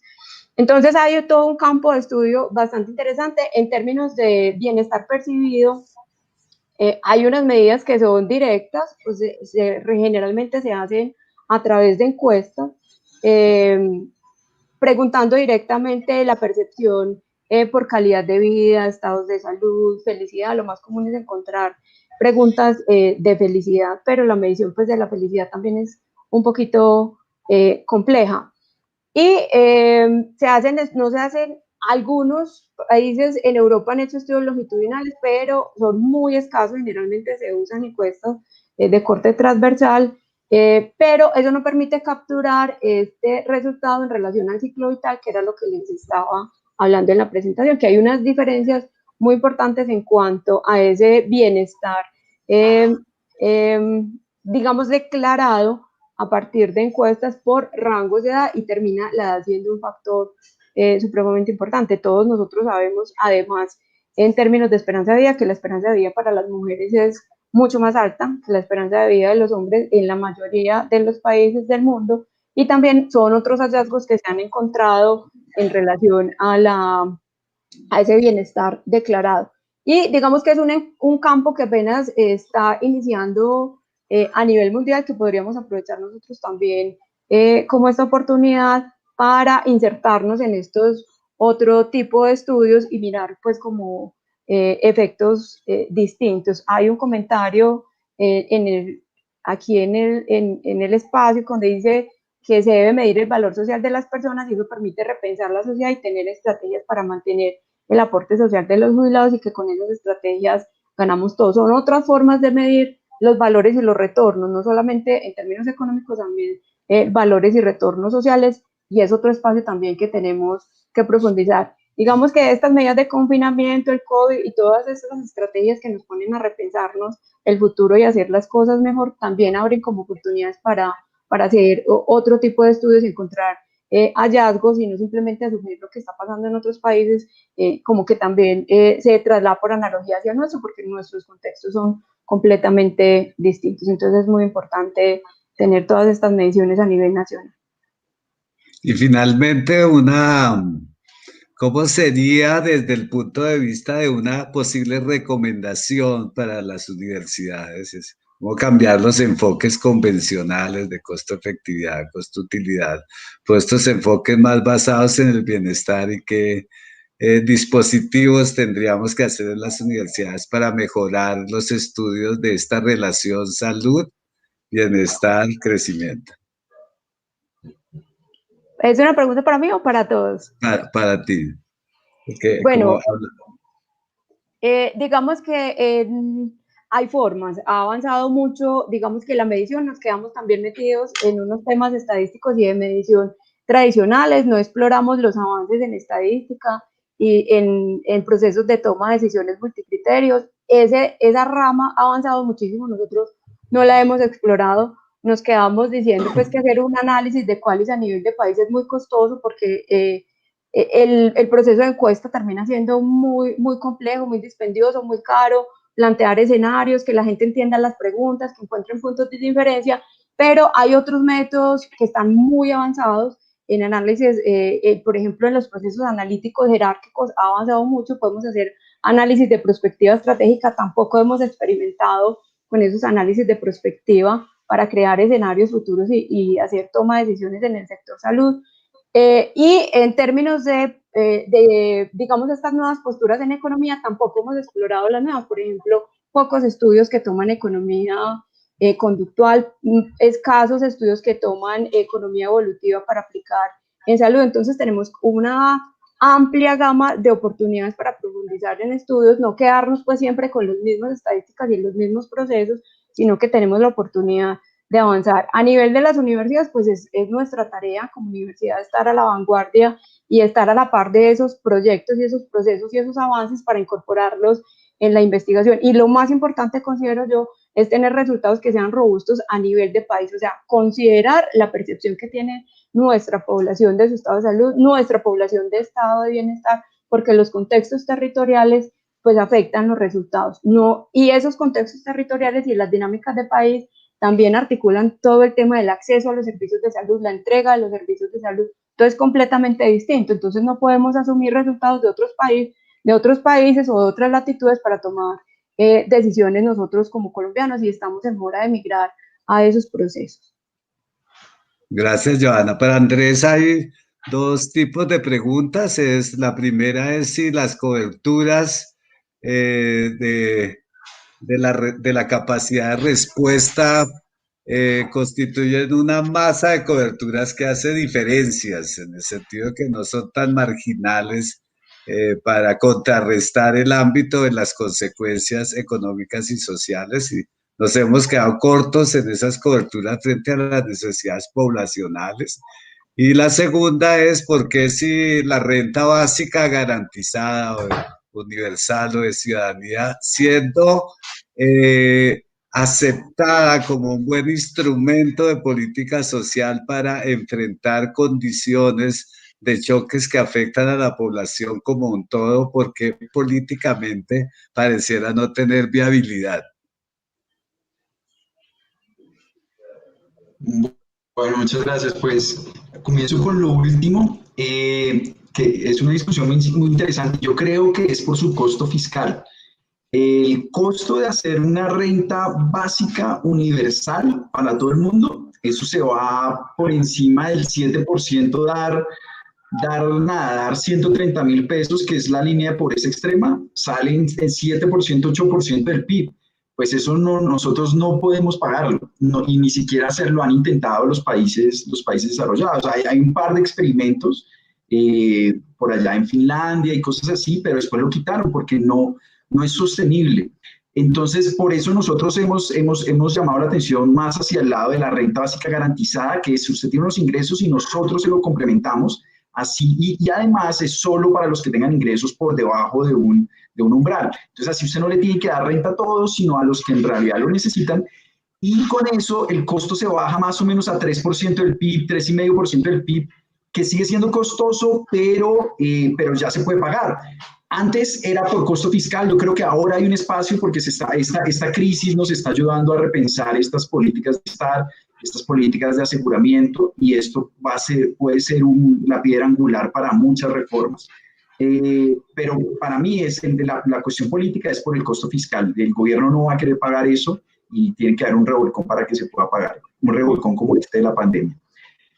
Sobre la cobertura de esos programas, han hecho lo que se ha podido en tiempo récord en términos de cobertura. Para mí, más que problemas de cobertura, es el monto, es por un lado la calidad de los servicios y por otro lado el monto de esas transferencias. Eso es lo que yo diría con respecto a la cobertura. Creo que se movieron bastante rápido y creo que esto va a tener efectos positivos en el futuro, donde había mucha gente que no estaba cubierta, y por esta pandemia se hizo el esfuerzo de ubicarlos, se hizo el esfuerzo de bancarizar, por ejemplo. La bancarización esperaban hacerlo, se cumplió la meta que se tenía que cumplir como en los próximos 3 años o 5 años, se logró en tiempo récord porque se está moviendo bastante rápido. Ahora hay que mejorar los montos y la calidad. Bueno, muchas gracias, Andrés. El tiempo se nos ha ido agotando, todo se vuelve escaso y más en tiempos de pandemia. Entonces quiero agradecer muy particularmente las participaciones del doctor Galán, de la doctora Vázquez, del doctor Zambrano y de esta pequeña discusión que hemos tenido oportunidad de plantear, insistiendo en que esta relación entre salud, bienestar y crecimiento económico debería ser más estudiada sistemáticamente, que las universidades estamos más llamados a profundizar en esta discusión. Muchas gracias a todos. Muchas gracias. Que esté muy bien. Hasta luego. Mucho gusto al doctor Zambrano y a la doctora Vázquez. Mucho gusto, igualmente. Hasta luego. Hasta luego.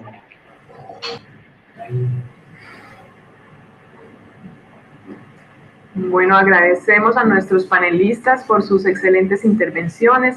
Damos por finalizado este segundo panel del Congreso ACOES 2020.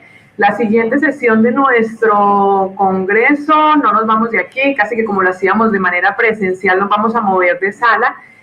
Ahora nos vamos a ir para la plataforma Zoom. Ya ahí en el chat encuentran dos enlaces. Vamos a tener dos salas de manera simultánea. Y vamos a ir en una sesión que arrancamos ahora a las 10:40, de 10:40 a 12:30. En la sala A se va a discutir sobre salud, determinantes y desigualdad. Allí tendremos 4 expositores bajo la coordinación de la doctora Laura Ramírez del Grupo de Economía de la Salud de la Universidad de Antioquia, y allí en el chat encontrarán el link para quienes están interesados en las discusiones sobre salud, determinantes y desigualdad. En la sala B se van a presentar trabajos enmarcados en sector salud, costos y evaluación de programas. En esta sala también vamos a tener 4 expositores cuya participación va a ser coordinada por la doctora Alejandra Taborda de la Fundación Santa Fe. También allí en el chat encuentran el link de esta conexión a esa sala Zoom. Y allí nos terminamos. Recuerden que también tenemos sesión de póster a las 12:30, de 12:30 a 1 tendremos una sesión de póster que también vamos a tener por salas Zoom.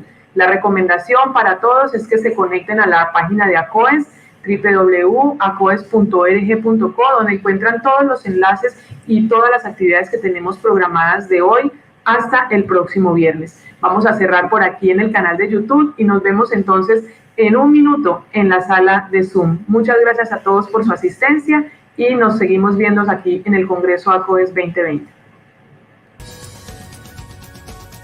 Los siguientes contenidos de Uninorteco te pueden interesar. No olvides suscribirte a nuestro canal.